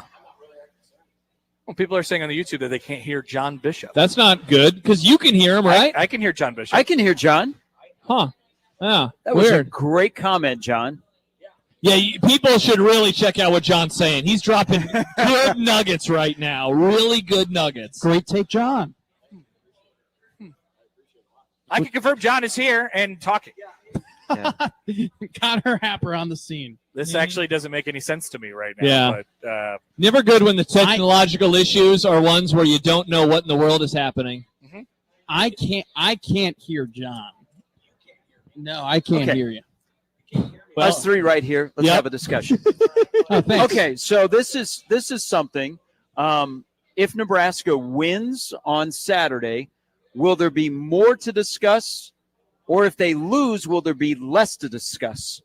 More or less if they win or lose? Because if they lose, and this is what my premise is, if they lose to Michigan. It's like same old, same old. Well, no, it's probably the same things that we thought were getting in the way are still in the way. Yeah. But if they win, then there's like, okay, now some stuff is real. And I think then you go like bigger picture of, okay, everything they've been preaching is real, and then you throw in the football stuff. A loss is pretty deflating. I mean, it feels like this is a balloon that's getting blown up right now, and if they win, it pops. Like in a good way. Sometimes balloons popping are a bad thing, but I like think if they lose, it just kind of sinks back in. Yeah, I think Gary, that's a really interesting question because I hadn't thought about it that way. If they lose, it will be like a confirmation bias maybe to people who thought can't take the next step. They did it again. And so, like, is there a whole lot to take away from that beyond, well, I guess they're just not ready? Meanwhile, if they do win, I mean, the conversation for 2 weeks ahead of the Michigan State game is very much what is at stake now and what can they do now? Well, I don't even know if we go game by game anymore. I think we immediately start talking about the playoff on Monday. Yeah. That's exactly what we started. They would be considered a dark horse candidate to be in the playoff. I mean, if they go 4-0 and they have a week off where everybody's going to talk about Nebraska. Yep. They're going to talk about Raiola if he is a key part of why they won. I mean, there's a lot of things that are on the line. Like the brand could go to a whole nother level if they win on Saturday. Like it affects the fan base and Rule and Raiola and the current team, but the whole brand on people going, okay, finally.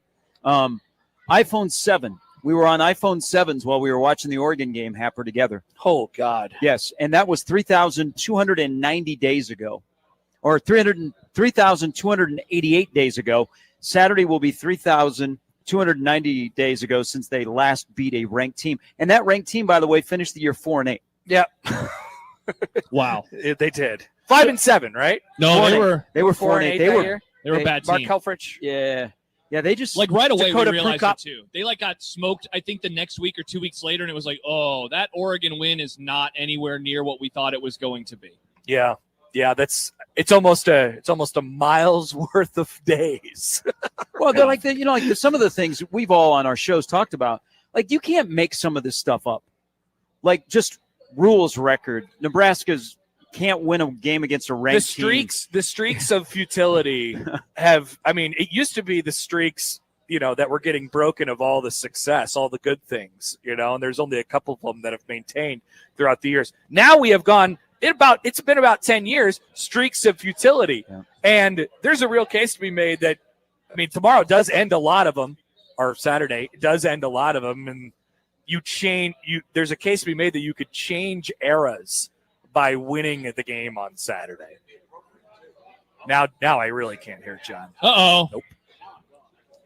Well, I'll read this from Doug You did the while we opposite. try to fix John. Doug says, earlier McMaster said he'd feel good if GBR loses 31-28. WTF. There we go. I didn't say I'd feel good. I said that I would feel fine, or I wouldn't feel terrible about it because they went ahead and they competed very hard and lost a close game against a ranked team. And in the past, we've seen Nebraska get blown out by these ranked teams and not even. Yeah, be but they've also competitive. lost close to ranked No, teams I know, too, but I'm so- just saying, but I didn't say I'd feel good about it. But I didn't. What say would I you feel, Matt? How would you describe your feelings? I would say I would describe my feelings as this. I would describe it as this team, and I truly think that they can compete with some of the better teams in the conference.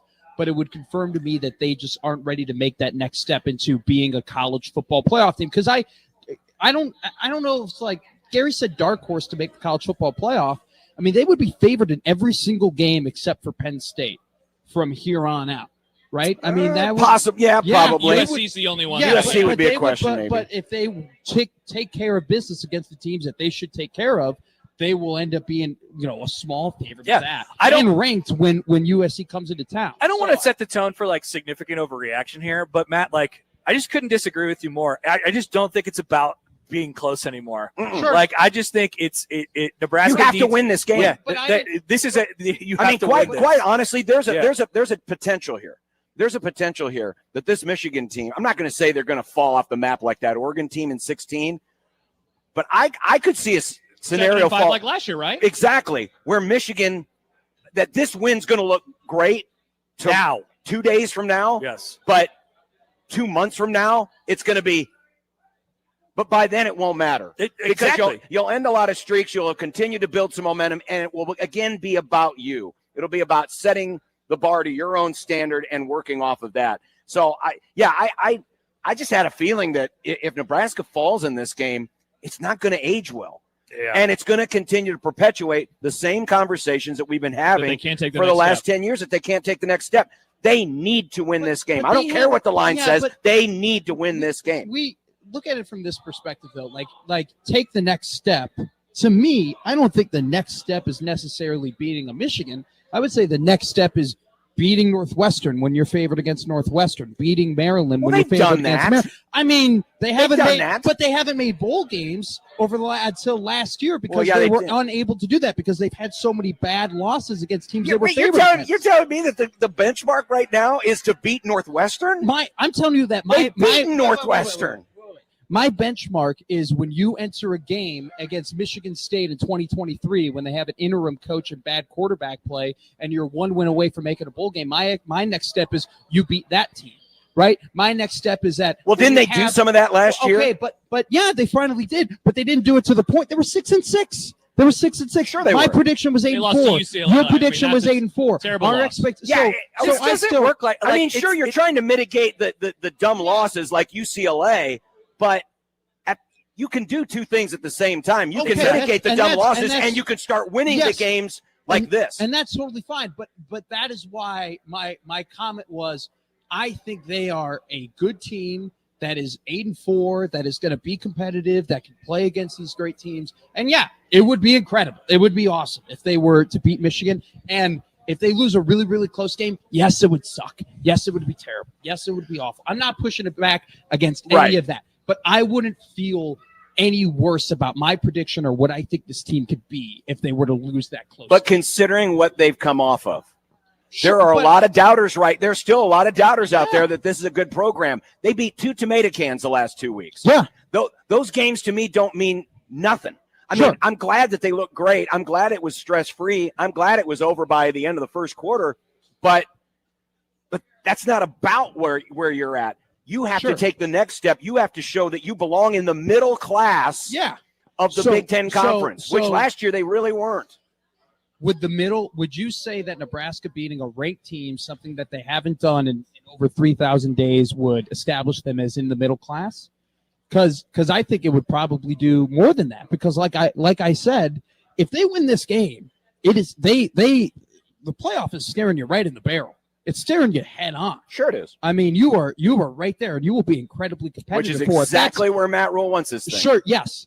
But I'm just going off of what I think this team is and what my prediction is. Okay, and I don't think that they're that. I don't think that they're a playoff team yet.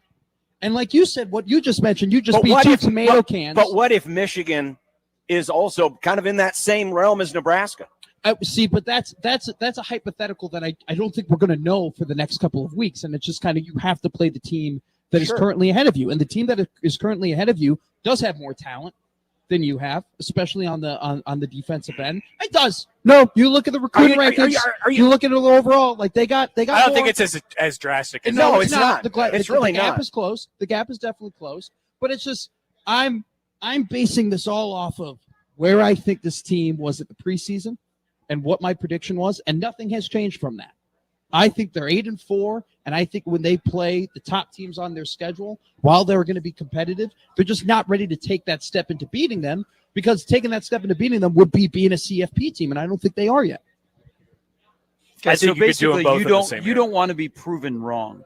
You want them to be 8-4, and if they're better than 8-4, you're going to be disappointed. No, that's not it. That's not what it is at all. That's not what it is. You just said. No, what I just said is I looked at them and I said, this is what they are. They're 8-4, okay, and they've played these 3 games, and I don't think they're any different. From if you look at it globally, these teams who have gone through this downturn and they're trying to make their way back, or a program that's never really been on the map before, what happens a lot of the times? They're just there. They just jump. They just have a really good season. Minnesota, PJ Fleck in what, 2006, 17, the breakthrough year, 19. Yes, they go 11-3. You know, and like that's it. It can happen, right? Yeah. So you don't have to say no to these type of games and not get the other stuff at the same time. You could do it all in 1 year, and there's also this more global picture with Nebraska. Nebraska has what they think is one of their best quarterbacks, most talented quarterbacks, a thrower of the football ever. It's his second year, and you only get 3 of them. You know, like, it's time to go. The clock is ticking, and so from that perspective, like, you don't have to win the game, but it's a pretty big disappointment, I think, at this point, if they don't, because you can have all of it because other teams do it all the time, and because the schedule sets up such that you don't have many of these chances. You don't have a schedule that features Ohio State or Oregon or even Indiana or Illinois. I mean, you don't have many chances. I think the best way to summarize it is, I agree with you both. I'd love for them to take both steps at the same time, have it all at the same time. It never works linearly. No, I know, but if they were, I wouldn't be overly disappointed if they just took one of those steps. Well, you know, I think the interesting part is that Michigan falls on the schedule when it does. Yeah. Like, I totally understand what Matt is saying. Like, you do have to prove that you can beat the teams you are, quote unquote, supposed to beat, because last year they lost as a touchdown favorite at home to Illinois. They lost as a touchdown favorite at home to UCLA, and the latter was a pretty terrible loss. Mm-hmm. But Michigan at this moment in time, like, why I agree with John, is they are very gettable.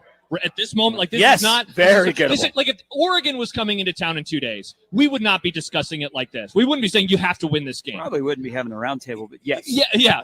So, like, I think Michigan is that, though, at this moment in time, to prove that they are taking that step forward. Like, I think that it is. I mean, maybe it's not totally necessary, because you could lose this game and still have a very successful season. If this were the Michigan team from 2 years ago, I'm standing right there with you. But this isn't that Michigan team. Yeah, they could still get to where they want to go. Probably not the playoff. I mean, the other angle to this is the playoff is kind of out the window if you lose, because you have be very difficult. Yeah, I mean, if you're thinking about the playoff, and I'm not saying it's disappointment if you don't make the playoff, but that is you just check off boxes as you go on throughout the season. Can we win? Can we get here? Can we get to the Big Ten title game? Can we, back in the day when it was divisions, can we get to the Big Ten, get to that actual championship game? I don't know. You don't want to check a box off this early. I think they feel like they have a chance. I think they internally feel like they're ready. Yeah. I think internally they feel like they are ready to go. I think they feel internally, along with what you just said, Josh, I think internally they think they're good. And they want to let everybody else to know they're good. Yeah. And they get a great opportunity at 2:30 on Saturday to go prove it. And it's a narrative game. Yes. I mean, it's the brand. It's all about, it's either going to be, you're going to love them, or you're going to be like, I mean, there's no like in between. Yeah. I mean, you're right, it's kind of and it doesn't make the season, but it's a boom or bust type of game in terms of now you'll take a week off.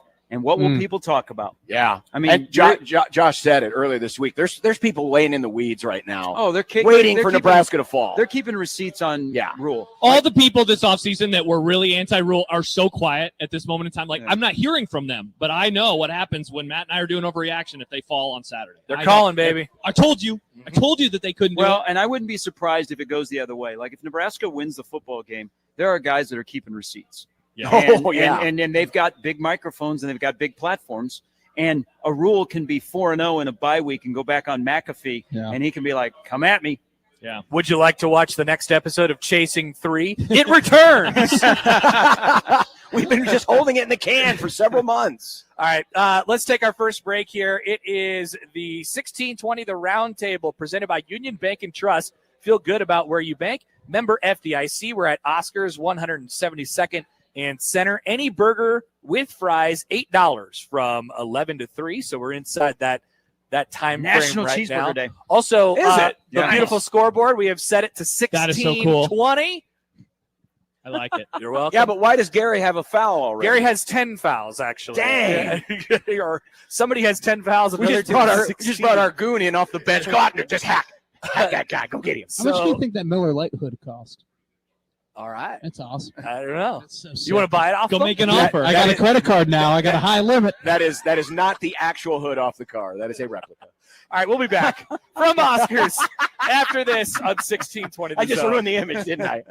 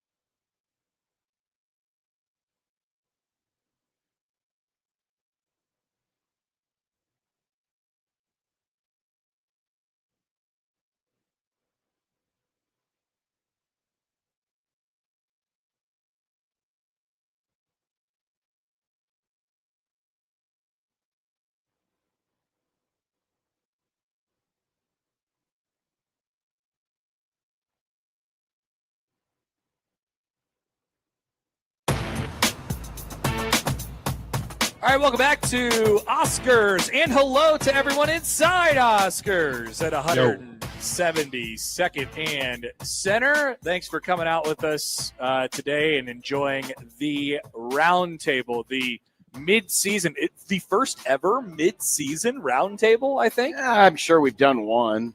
Maybe. I don't remember one like Not this. my time. Yeah, it's probably been a few. It's been a while. So here we are. We did a spring one where we talked about Isaiah Fluellen.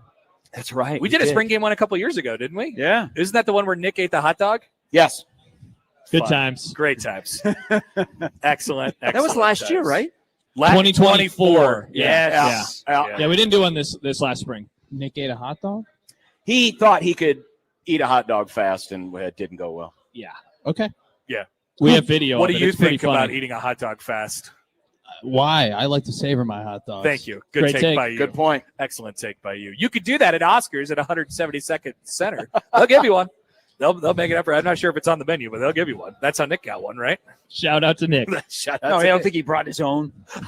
Maybe it's possible that actually he went somewhere else to grab one. No, I'm pretty sure They made him one? one of our bosses went up and asked, "Hey, could we get a hot dog?" Make and they were him like, a hot "Okay." dog? They got it on the menu for the kids. I have to You imagine. don't bring your own hot dog meat places? Not Pull it out of really. your pocket. No. Yeah. But I would advise getting delicious Charbuff wings or $8 burgers and fries. I agree. You could do that. You could also drink Mountain Dew products or Pepsi products with Mountain Dew. That's right. Get Like- Diet Mountain Dew here. You can't get it at the stadium. So what's up with that, by the way? Why did they cancel Diet Mountain Dew? Well, and you are among the they 4 hate Jack people who Mitchell. care about this. No, It I seems don't like. care about this. I just Good. care about trolling the people that do care about this. So Love that. Diet Mountain Dew last week was back. Whoa. Yeah. Breaking news? Yeah. Wow. Well, in the press area. Oh. For the For the common folk, common folk, no for chance. the peasants. Yeah. Wow. No chance. This is the biggest home game of the year for Nebraska. Well, maybe potentially now. when you get to For Iowa now. for now. Well, and USC. And USC potentially. So there's some things on the line after today, obviously, but it's all hindering on you winning this game. It's all catching on you winning this game. It is the biggest home game in since when? Last year. Colorado. Or That could be your answer. That's a good answer. That could be your answer. So that's a good answer for the biggest game for the fans since Colorado.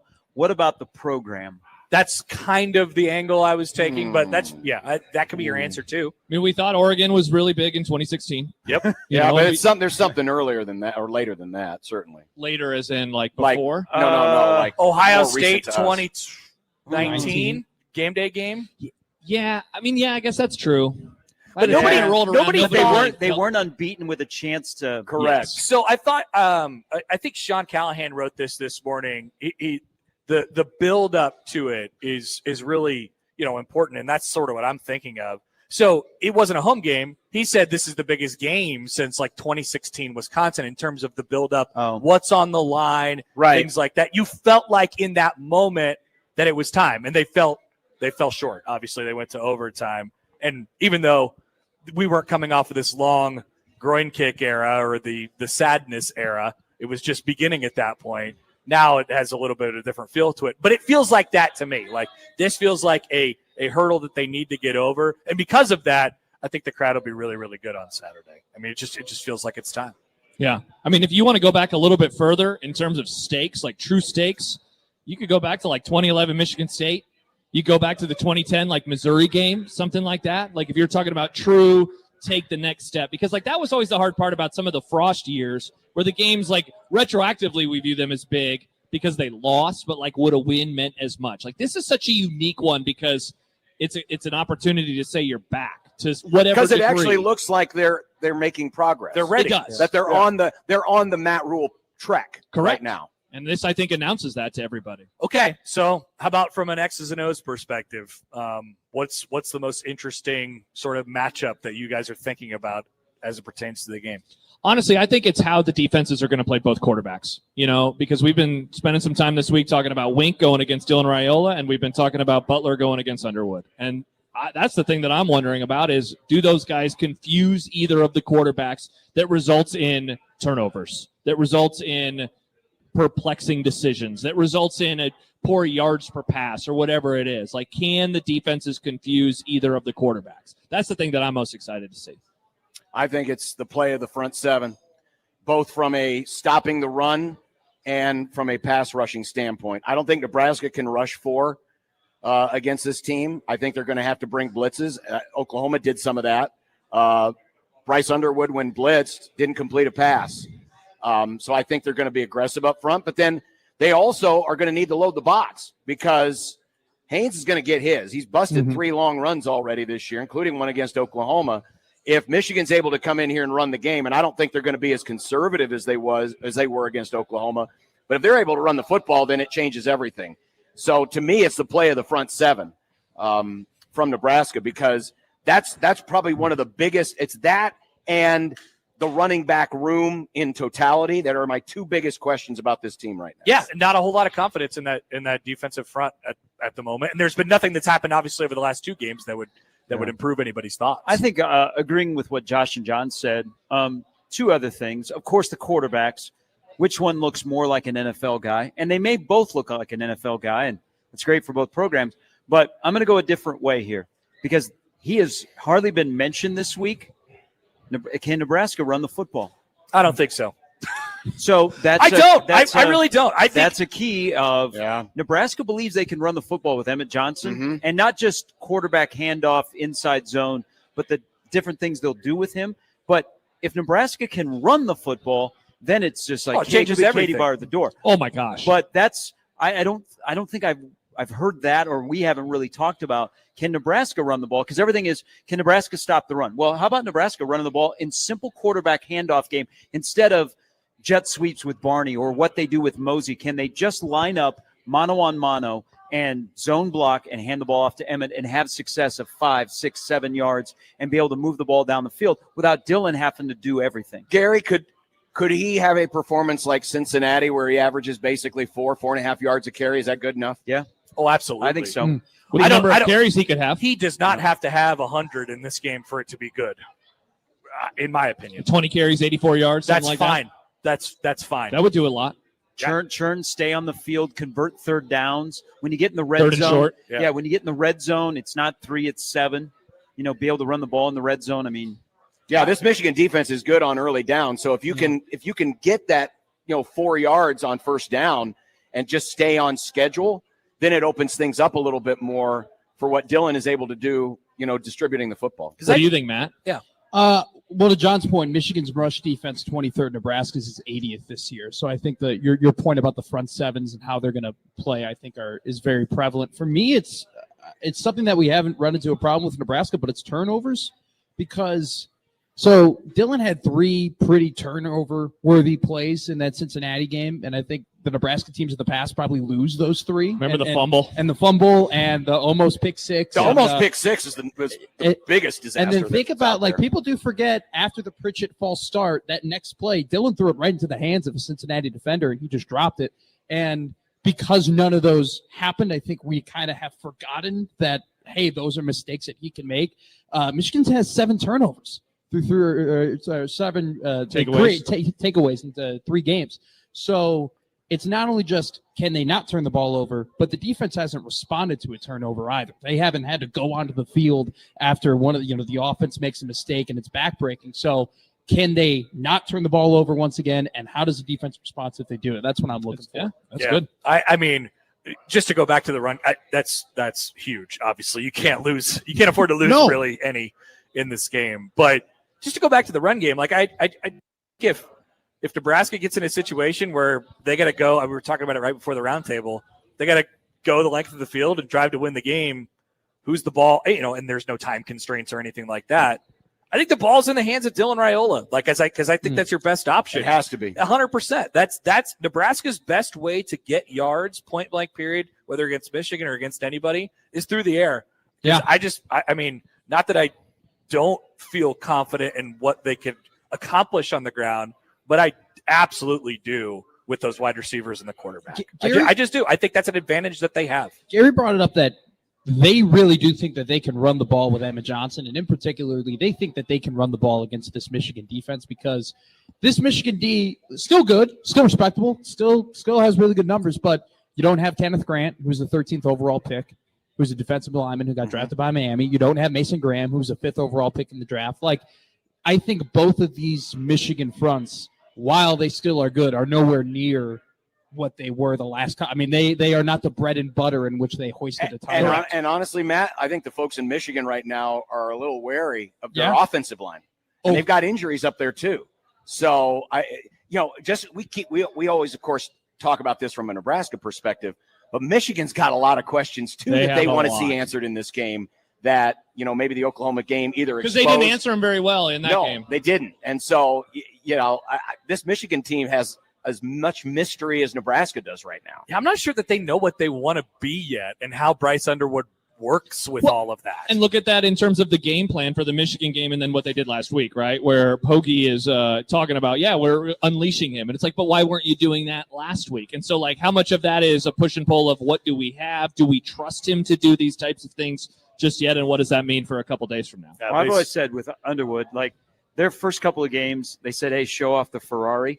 Then they asked him last week to drive it. And I think, like Sherrone Moore was talking about, you got to keep him healthy.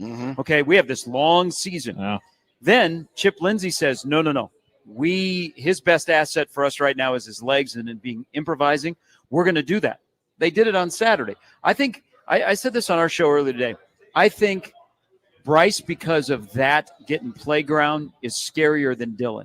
I think Dylan will play within the system, and Dylan will make big boy plays. But when things get off a little bit kilter and all of a sudden it's a jailbreak and Underwood's running all over the place, that's where I think it's scary. So if Nebraska can stop the Michigan run game and force Underwood to pass, I mean, that just plays into the hands of Nebraska. I don't think the last thing you want is Underwood all of a sudden he's back in high school and he's on the playground and he's just making up plays. And it looks like he's making up plays. And that might be his wheelhouse right now for a young freshman playing in his 4th game. And that's what OU did. I mean, they loaded the box and said, you ain't running on us. They had the one breakout.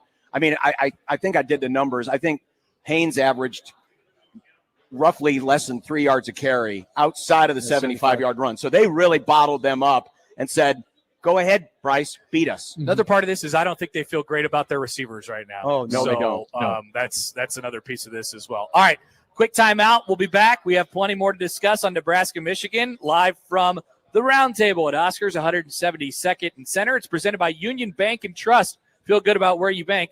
Member FDIC. Come out and join us for lunch. We'll be back after this on 1620 The Zone.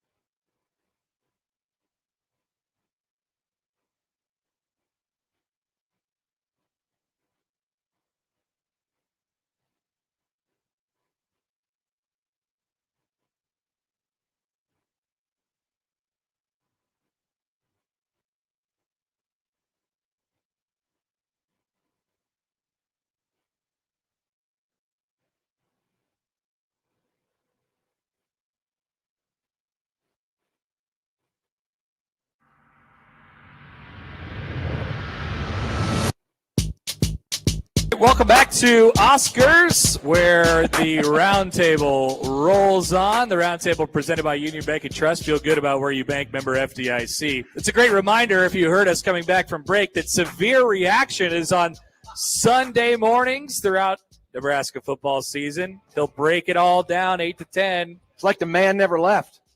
I know. He's got takes. He's got things Lots to of say. takes. He listens to all the podcasts and has all the takes. What is that T-shirt, Connor? It's my whole go shirt. I love that. Thank you. The cure to male boredom, coaching football. Yeah, that was a good one. Isn't it? That's what it was for Dana Holgerson.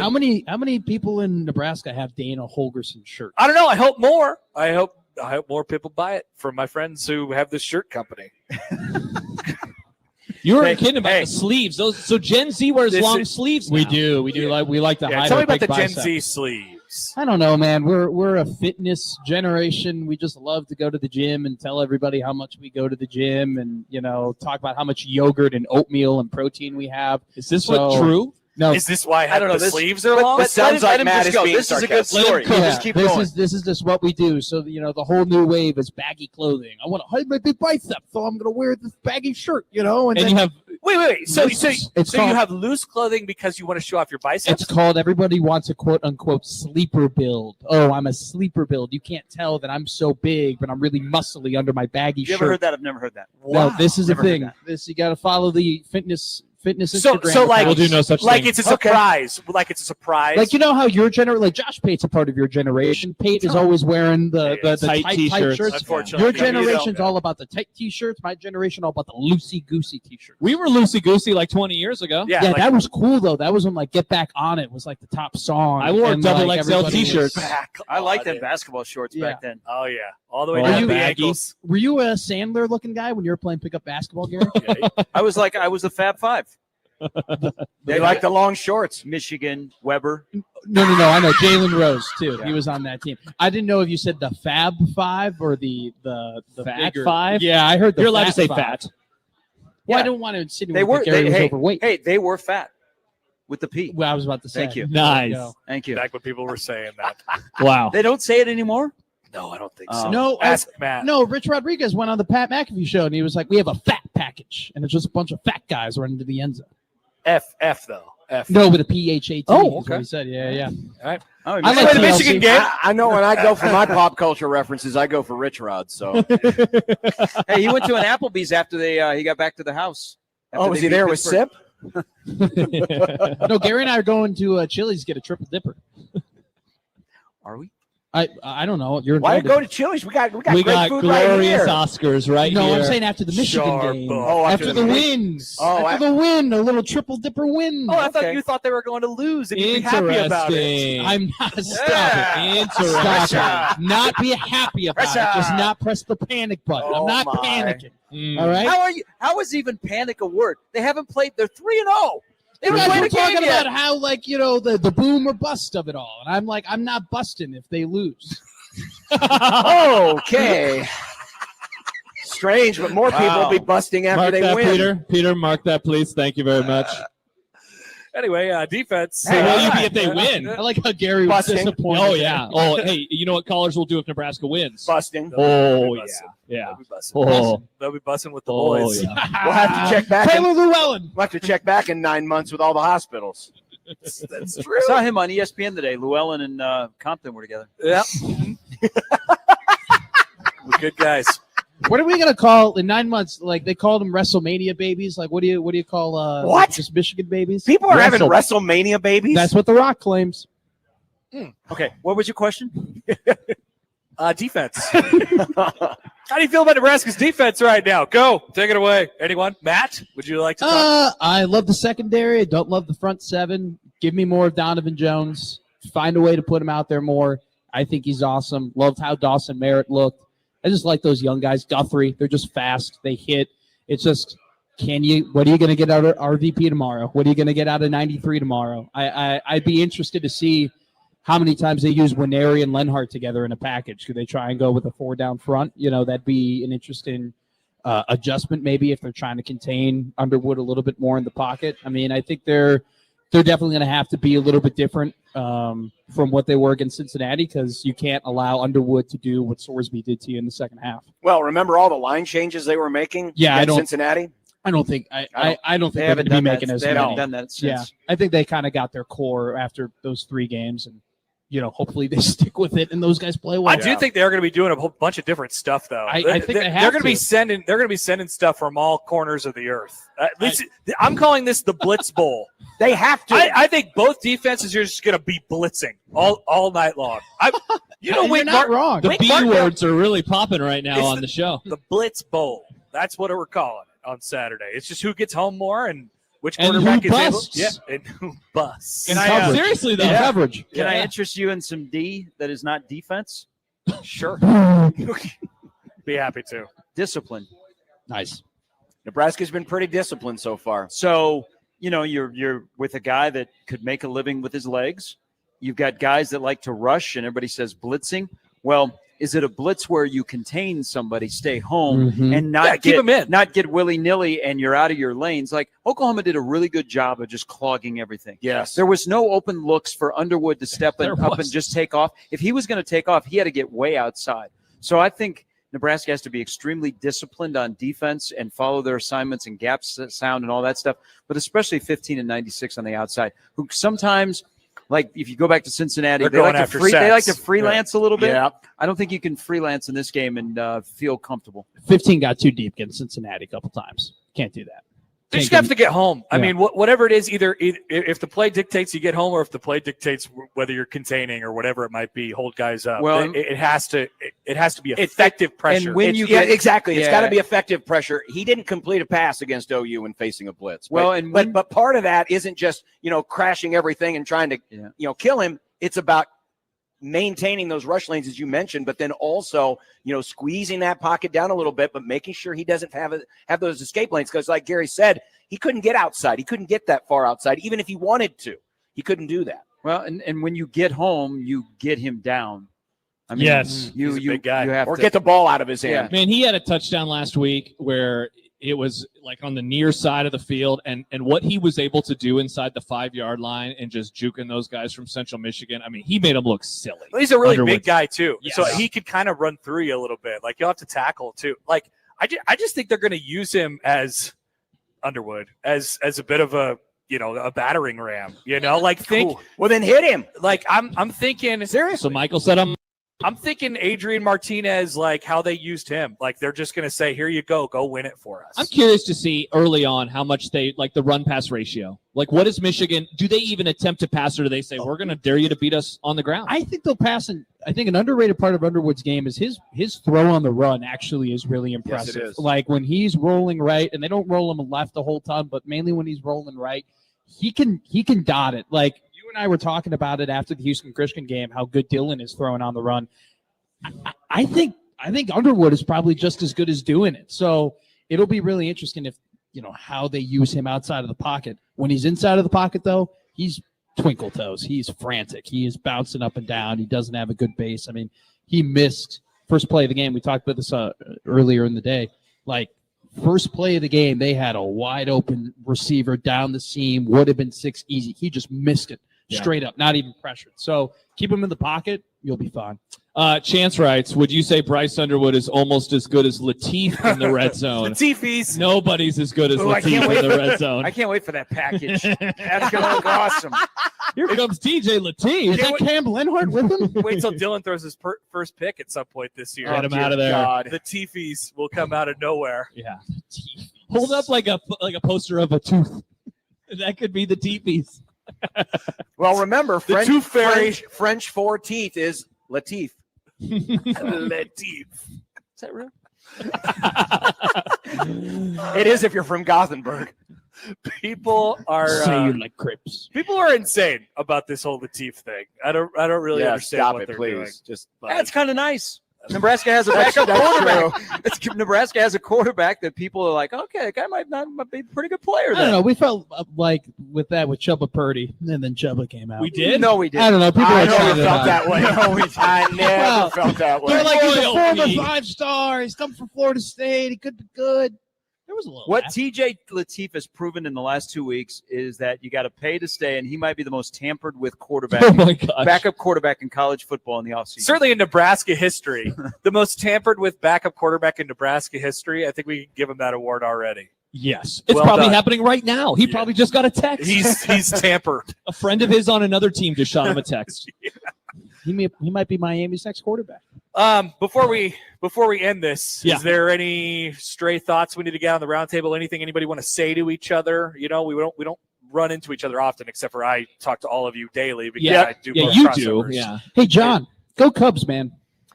Playoffs, Gary's baby. a Cubs fan too. Playoffs. We That's talk right. about it already. Yeah. But Gary and I are also we're jaded. You know, you're lucky. You don't have the I don't want to years hear. of. I grew up there. I was there. I Remember had to face it all. Remember the last time they clinched in Pittsburgh?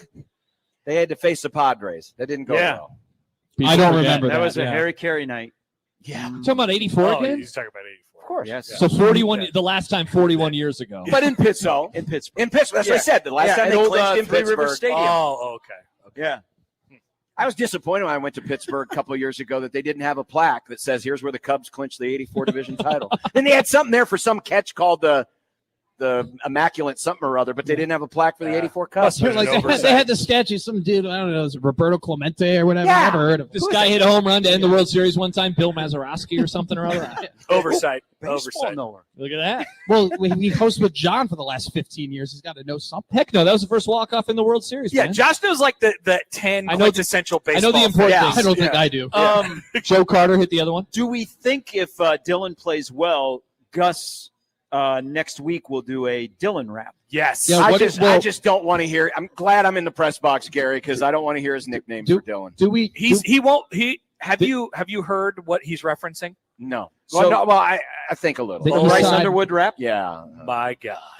Well, John, let's avoid it at all costs. Oh my God. Dylan had 4 hometowns growing up, so I don't know what are we even calling. He him? does. I mean, That's he's true. from Georgia. He's from Arizona. He was in Detroit. I He mean, claims Hawaii, doesn't he? yeah, Yeah. probably. Yeah, what does it say on the bio? I'd claim Hawaii. I think it too. says Buford, Georgia. I think It so. does. Georgia. Yeah. Whichever one has the lowest state wheel tax. That's. And where that's was he I would actually claim. born?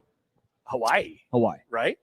I thought he was born in Detroit. I think he was born in Detroit. Yeah. Detroit. We gotta look this up His- now. His dad kind of had a career there. But yes, we have the Hawaiian Kind of. background. I think there's some Texas in there as well.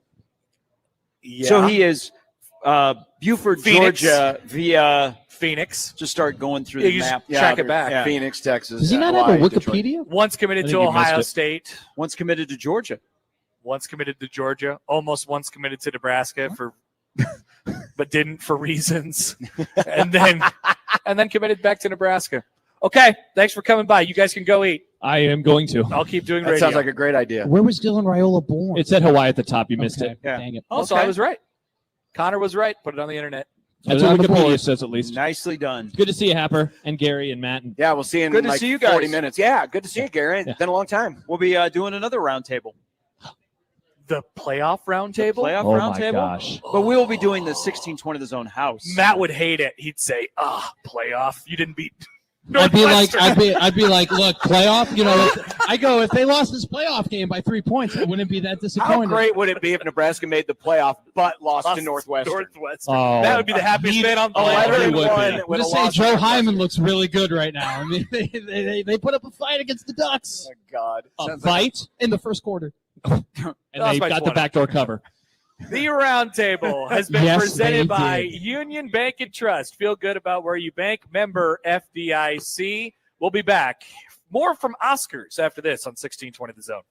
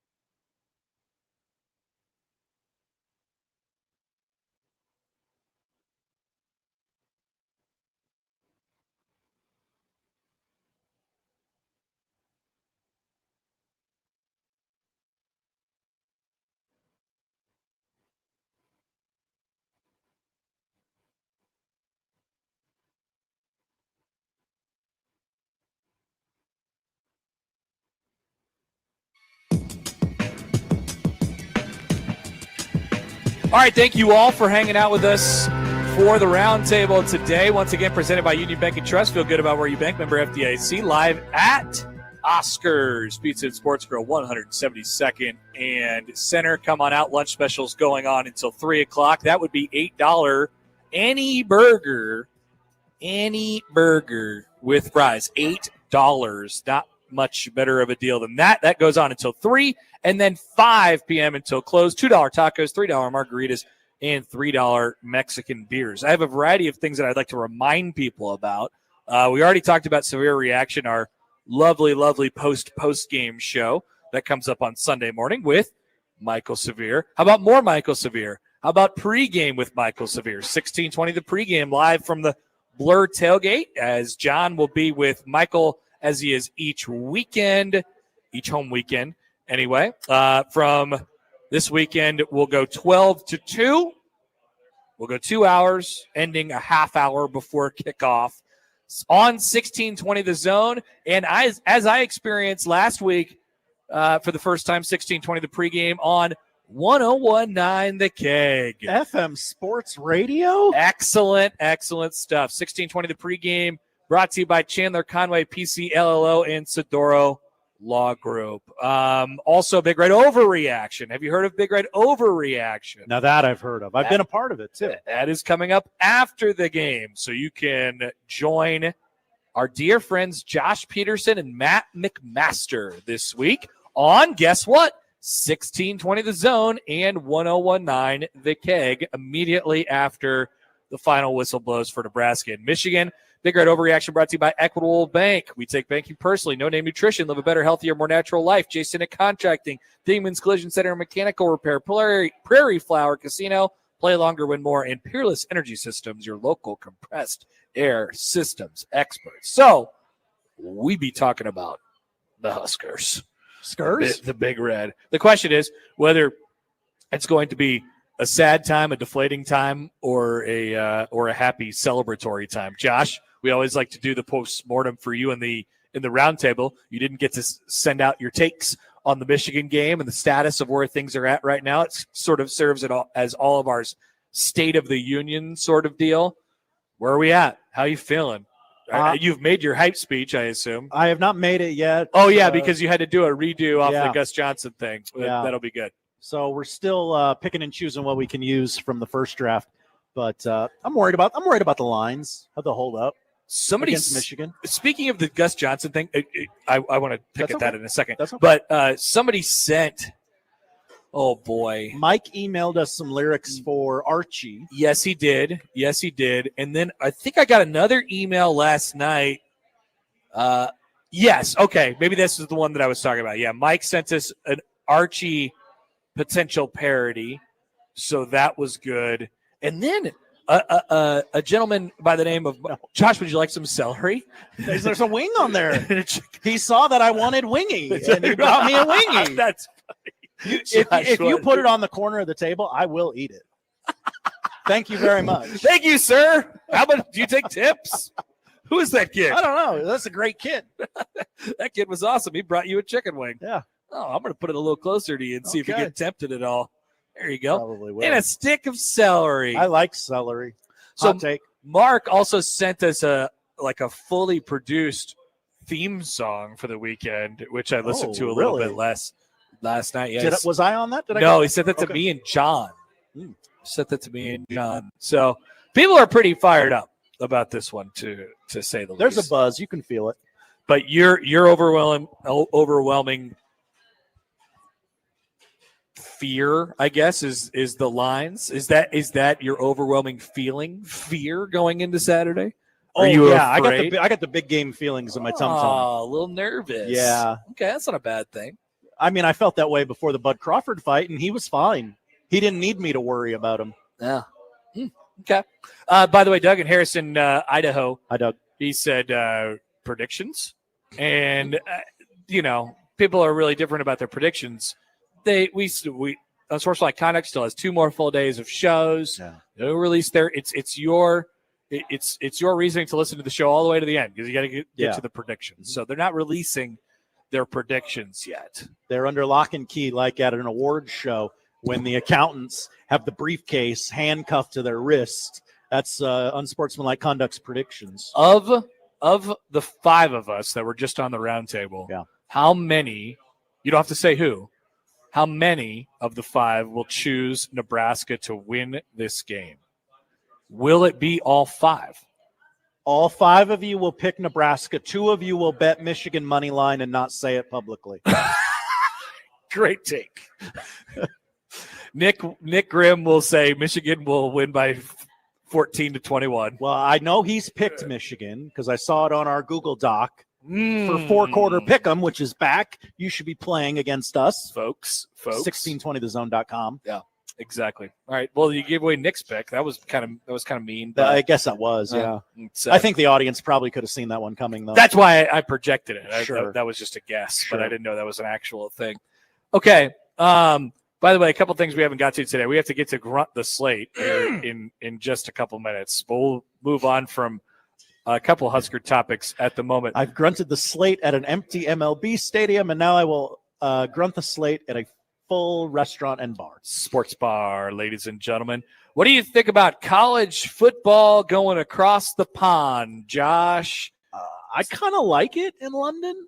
I agree with what Gary said. London greater than Dublin. Yeah, I still wouldn't want to go. Yeah. No, I don't want my team to go. Your teams can go. That's fine. Something called the Union Jack Classic. How does that not have a sponsor? Or is that the sponsor? I assume that's the sponsor, the Union Jack Classic. I mean, that's the name of the flag. I don't know. Maybe that. I guess I don't know. Maybe I'll Battle Sports Union Jack Classic. There's time to sell it. There's time to sell it. Arizona State and Kansas will play each other at Wembley Stadium on September 19th. So this is not a week 0 situation next year, nor is it a week 1 situation. You got to give them a bye on the back end, right? Arizona State, I would assume so.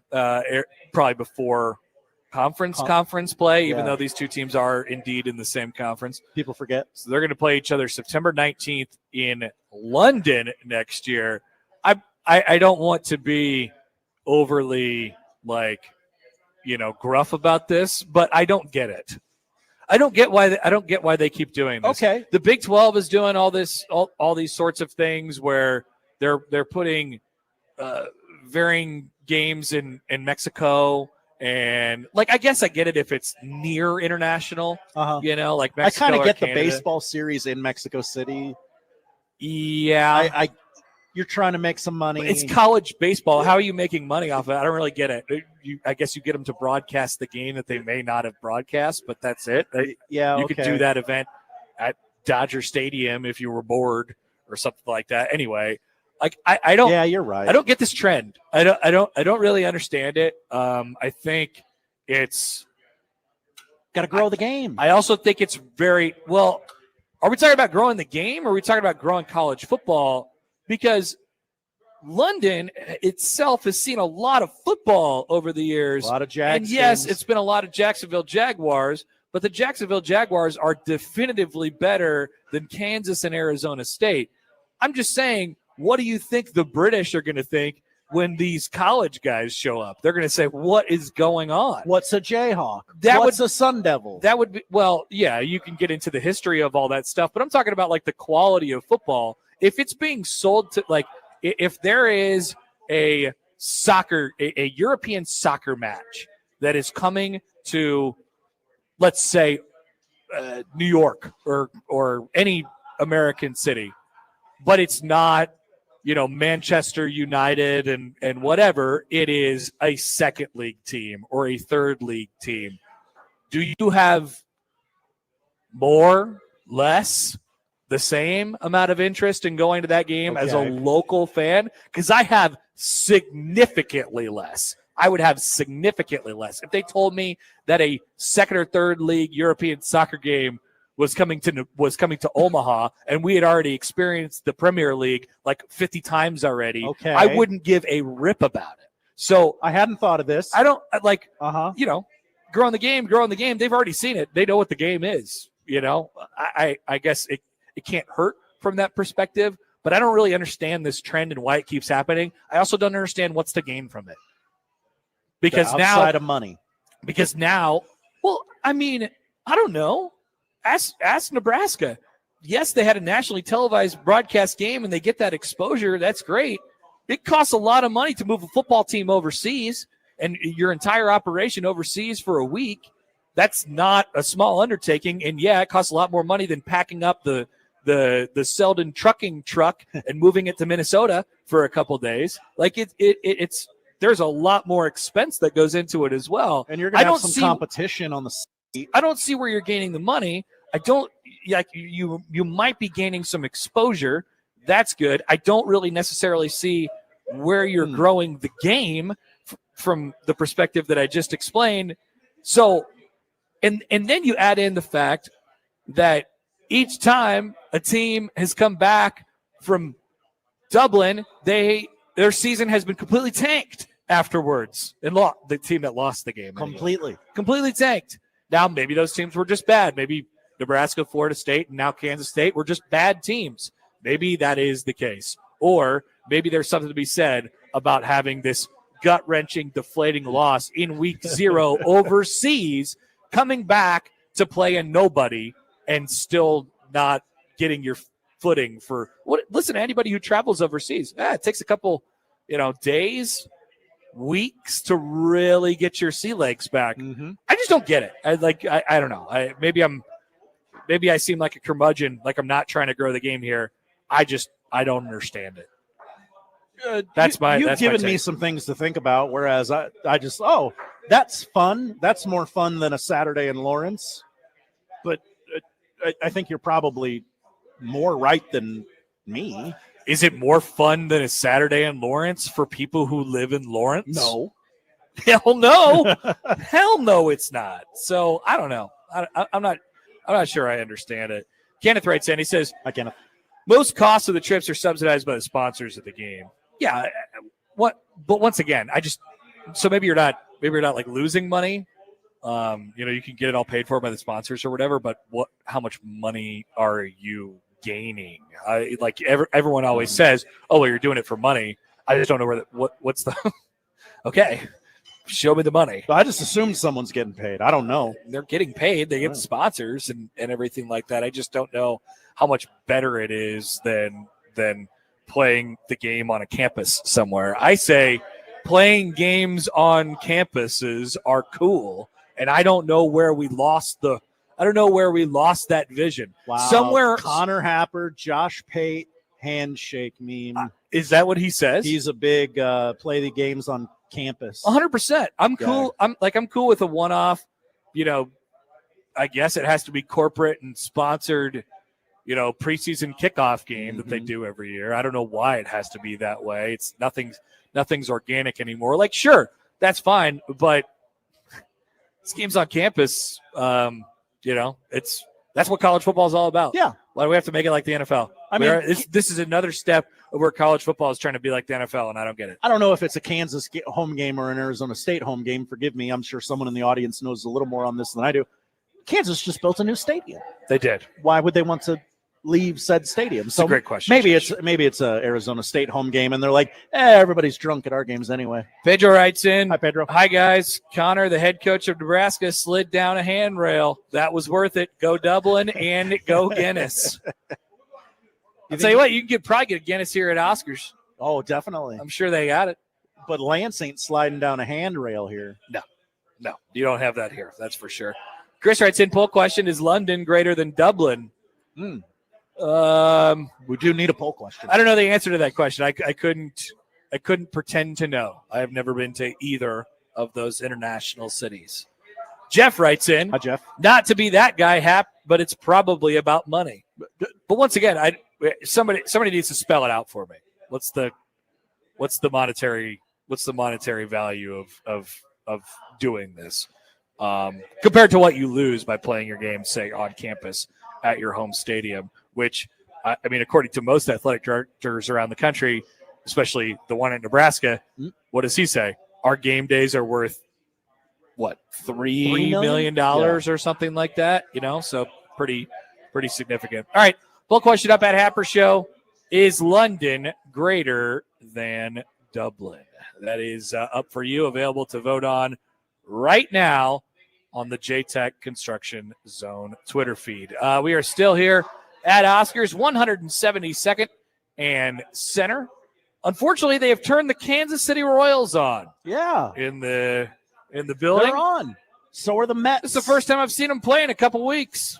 I didn't know they existed anymore. Cal Raleigh did not hit a homer at his earlier at bat. I was told that the Royals won last night. Is this true? This is true. Interesting. Mariners no longer in first place. Stibbs is at this game today. So this is a big game for Stibbs, Yep. not for me. Correct. No, there's nothing to gain from this. I feel like I'm going to London. All right, we'll be back. Time to grunt the slate. We'll take a look ahead at the weekend. We'll see what Josh thinks and grunts after this on 1620 The Zone.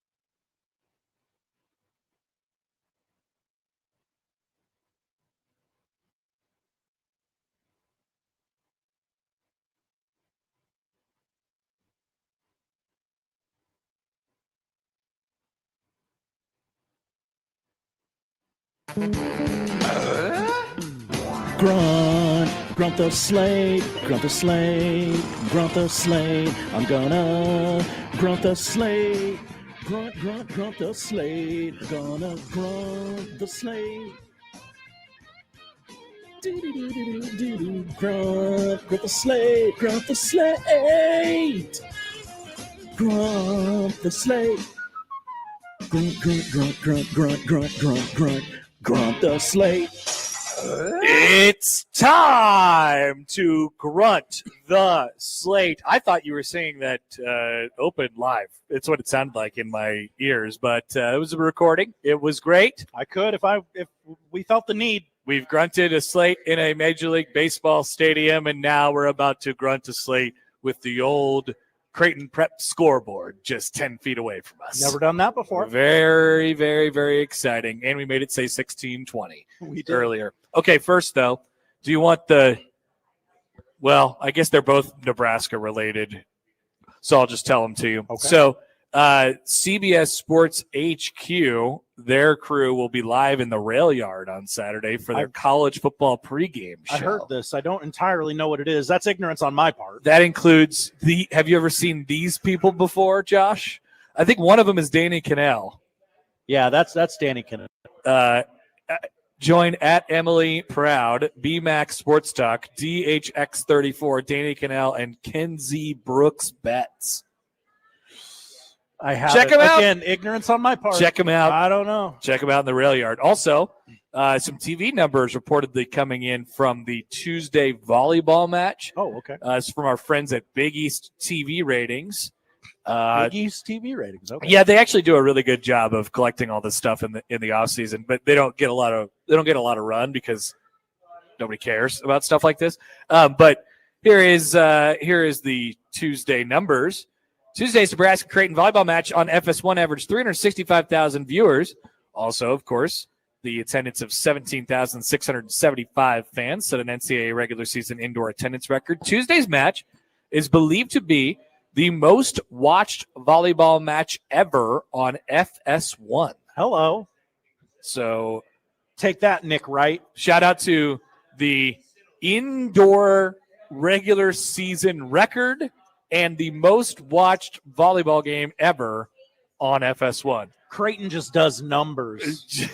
The qualifiers are out of control, but I think that just means the entire city of Omaha was watching it, and maybe some folks. That's what it sounds like. Yeah. So nice job by everybody, and the nearly 18,000 that were in the building to see me honk on Tuesday night. All right, grunting the slate. We take a look at this weekend's NFL slate, and we see what Josh thinks. If I remember right, it was the total slate last week was, it was kind of just like, and we honestly didn't get much either. Because I said before, usually when you have a below average slate or one that you're not looking forward to all that much, you get great games that come out of it. And we didn't really get that either last week. So we'll see how this week turns out for us. Now, I don't know. A real wasted weekend. I don't know if you've been working with Peter and what you're going to now. You might just have to do all manual grunts. Might have to. Okay. Peter does know what to do if I call for it, but okay. I don't know the slate either. Okay. And we're trying to keep it moving. So. Okay. Let's keep it moving then. Tonight on Amazon Prime, you know who's playing tonight? I do know who's playing tonight, actually. It's the Bills and the Dolphins live from Orchard Park. Oh, pretty bad. Yeah. Sorry, Nick. Pretty bad. I'm not really interested in this. The Dolphins might get a touchdown. A whole touchdown. They might get a whole touchdown. You just got to figure out who's going to score that touchdown. Not cold though. I like when the Miami hosts the early game and Buffalo hosts the late game. Me too. Between these two. Great take, Josh. They should reverse this. Yeah. The Bills should be the home team whenever they play in the second time around. Mm-hmm. All right, on to Sunday noon slate on Fox. Green Bay at Cleveland. That's my reaction too. I think I kind of had you with Green Bay, and then you were like, Cleveland. I'm gonna have to hear Packers to the Super Bowl. That they're a very good team. Don't get me wrong. On CBS at noon, Colts at Titans. Yeah, you're like, I guess. Okay. Congrats, Peter, man. Also at noon on CBS, I don't know anything about the maps because I don't care about the maps. I don't know what game's on locally. Bengals and Vikings. That is the okay. So there's a peak there of the interest because of the backup quarterbacks. Yeah, a little bit of a sicko's interest. You have 2 backup quarterbacks, and you have 2 elite wide receivers who will ever be, connected to their. They're both very angry. Yeah, they're like, what the hell? Did you know Carson Wentz grew up a Vikings fan and now gets to be a Viking quarterback? How many combined touches will Jamar Chase and Justin Jefferson get on Sunday? 40? Yeah. Something in that range? Over. Okay, he's going over. Or, also at or noon. Higher, I'm sorry. Thank you, Josh. Underdog. Also at noon on CBS, Steelers visit the New England Patriots. Maybe. All right. Would you like to explain? The winner of that game might be the last team in the playoffs. Sadly, you might be right, Josh. That's right. They let everyone in now. By the way, on the maps, Omaha on Saturday for the CBS window will be getting Cincinnati at Minnesota. The Carson Wentz, Jake Browning Bowl.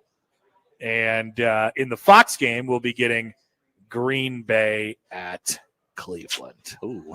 So we've already talked about both of those games. Also in the noon slate on Fox, Rams and Eagles. Good one. I like it. Yeah, this is a good game. Matt Stafford's back does not seem to be an issue that I thought it would be. Shout out to the Rams because they've gotten me excited to watch the Eagles.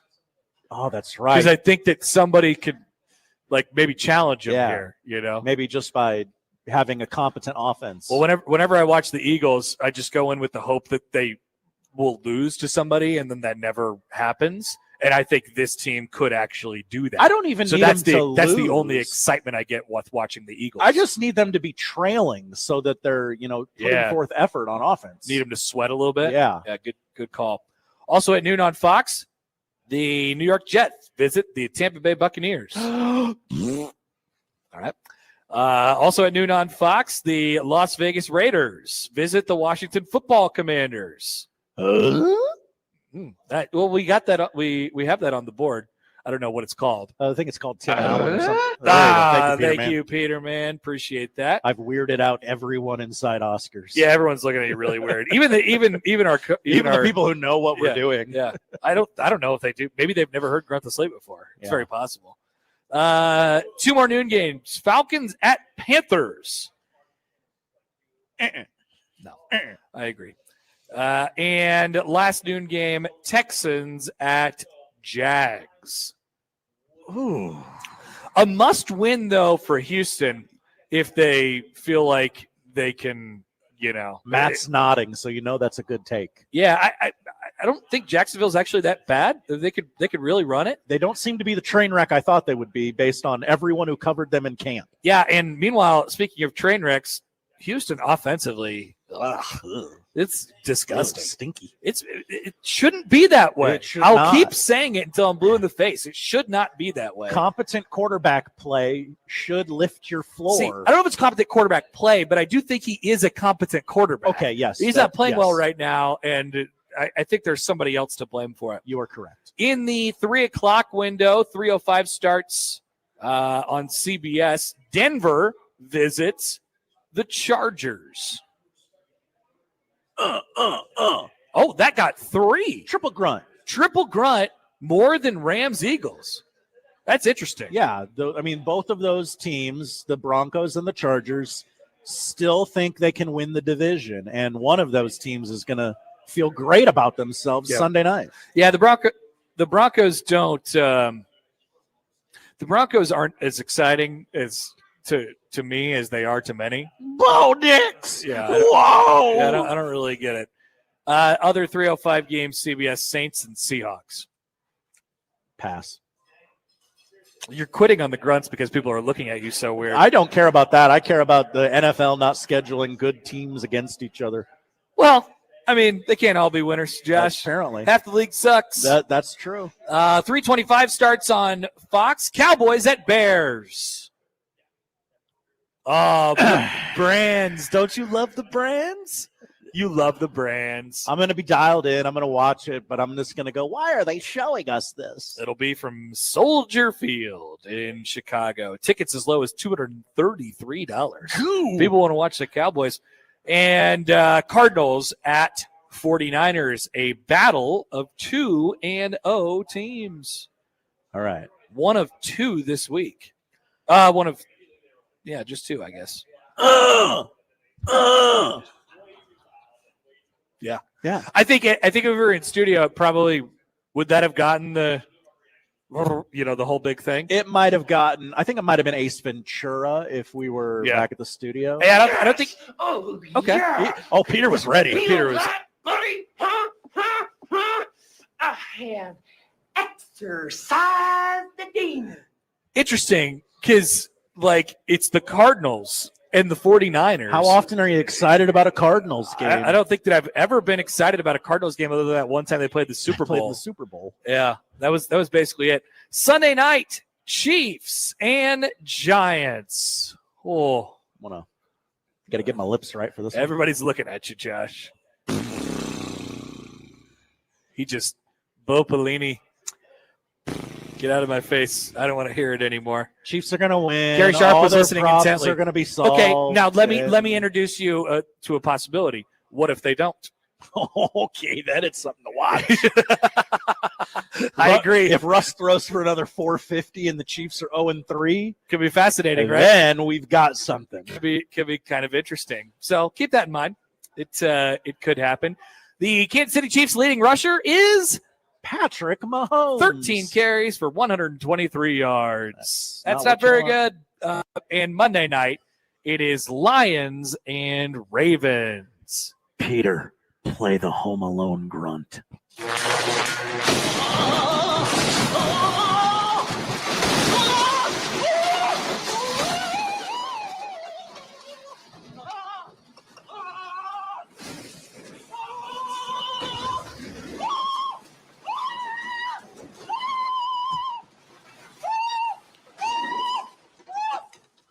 Makes it even worse that we're on TV. I kind of forgot about that. I know, but we're muted, so they have no idea what's happening in the other rooms. That is true. Wow, we're on in the other rooms. I didn't even really realize all that. across Oscars, we are on TV. That is an interesting choice by Oscars. Thanks, Big Mike. We did not tell him to do that. Nope. But thank you, Big Mike. I appreciate that. That is Grunt the Slate Week 3 in the NFL. Stay tuned. Just make sure the Chiefs don't lose on Sunday. Protect it. Yeah, they're not going to lose, but also don't lose that game. But if they do, we might have some interesting conversations. Quick mention before we take a break here and get to the polls and tell you what to watch. I think we had, one or two polls today? I just got one, I think. One poll. The victory parade and celebration for Terrence Crawford, the newly crowned three-time undisputed world champion, will be Saturday, September 27th at 10 o'clock in Omaha. I'm looking at the parade map right now. It will start at 19th and Farnham at 10 a.m. and travel to 10th and Harney before culminating in Heartland of America Park, where the full presentation will take place to honor the historic achievements of one of boxing's all-time greats and Omaha's own. Fans are encouraged to line the parade route to show support for Team Crawford and celebrate his incredible accomplishments. It's almost as far as the streetcar goes. Will you be emceeing this parade? No, I don't think so. Okay. I don't think so. Have they reached Why do out? you add? No. Okay. Why do you ask? You don't have anything to MC that day. Do I not? It's next Saturday, right? The 27th. There's probably a volleyball match. There is. You nailed it. So not that early though. It is in the evening. So Okay. I do, and they're doing an event that you'll hear more details about a little bit later in the evening at one of our fine downtown musical venues, not CHI the Health Center. Oh John. no. I mean, that's great. That's great for Bud. He deserves everything. Josh hates the Steel House. I do. Yet again. It's unnecessary. It's very, very odd. All right. So yes, it'll be a warm homecoming for Bud Crawford. We'll take a quick break. Well, the polls will tell you what to watch after this from Oscars on 1620 The Zone.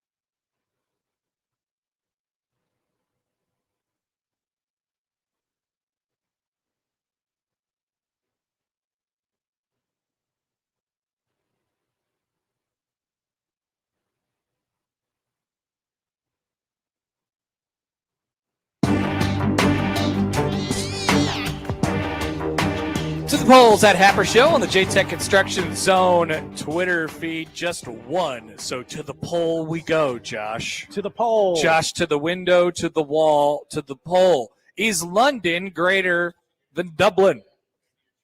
Many are saying. I don't think so. I don't think so? I don't think. Dublin seems like a cooler city. I mean, there's one thing to do, and it's drink. Now, don't get me wrong. I like that. Well, but don't tell that to all the fine folks who went to Dublin a couple of years ago. Good. It was drinking and other things, drinking and maybe some gambling, maybe a variety of different things. I don't know what you're talking about. that were going on in Dublin. You can do lots of things. There's sports there. There's probably some history. I would rather go. Let's just say this: I'd be a foreign traveler. Mm-hmm. I would rather go to Dublin than London. Excuse my I would like to go to both, but I would like to go to Dublin. My American idiocy here. Where's the Blarney Stone? That would be closer to Dublin. Yeah. Yes. Is that in Dublin? I don't think so. Okay. John Bishop is. I thought someone in this room would know. Let's see if we can get his. Oh no! It's Avery Johnson's dad. The Blarney Stone is what I gave my boy after the game last month. I think he gave him the shillelagh. I hit him over the head with the Blarney Stone. We ain't won since. John, you would fit in Dublin. You should go to Dublin. Why do you say that? I don't know. Look at you. I think you would fit in Dublin. We would both fit in Dublin. We look the same. We could just walk around and say, "Hey, we're Irish." Nobody would. I don't know why I'm question talking. I don't know why I'm so angry. Avery Johnson's dad. I'm going to say no. London is not greater than Dublin. 64% say no. Wow. In that Shocking. category. All right, those are the polls. Josh, what are we watching tonight? We're watching the National Football League. Ever heard of it? Bills, Dolphins. Yes, those are two NFL teams. Andrew Whitworth and his hoodie, sweater, blazer thing. 6:30 on 1620 The Zone. 7:15 on Amazon Prime. Listen to Al Michaels. Be bored. College football. Rice and Charlotte. 6:30 on ESPN. You're not going to watch that. Baseball on our TVs. Yeah, well, I mean, it's on. Let's see. Whoa, Cubs, Reds, Big Fox tonight from the Great American Small Park. The Mets are on MLB Network right now. The Royals are on here at Oscars. No, thank you. And Giants, Dodgers, 9 o'clock on MLB Network.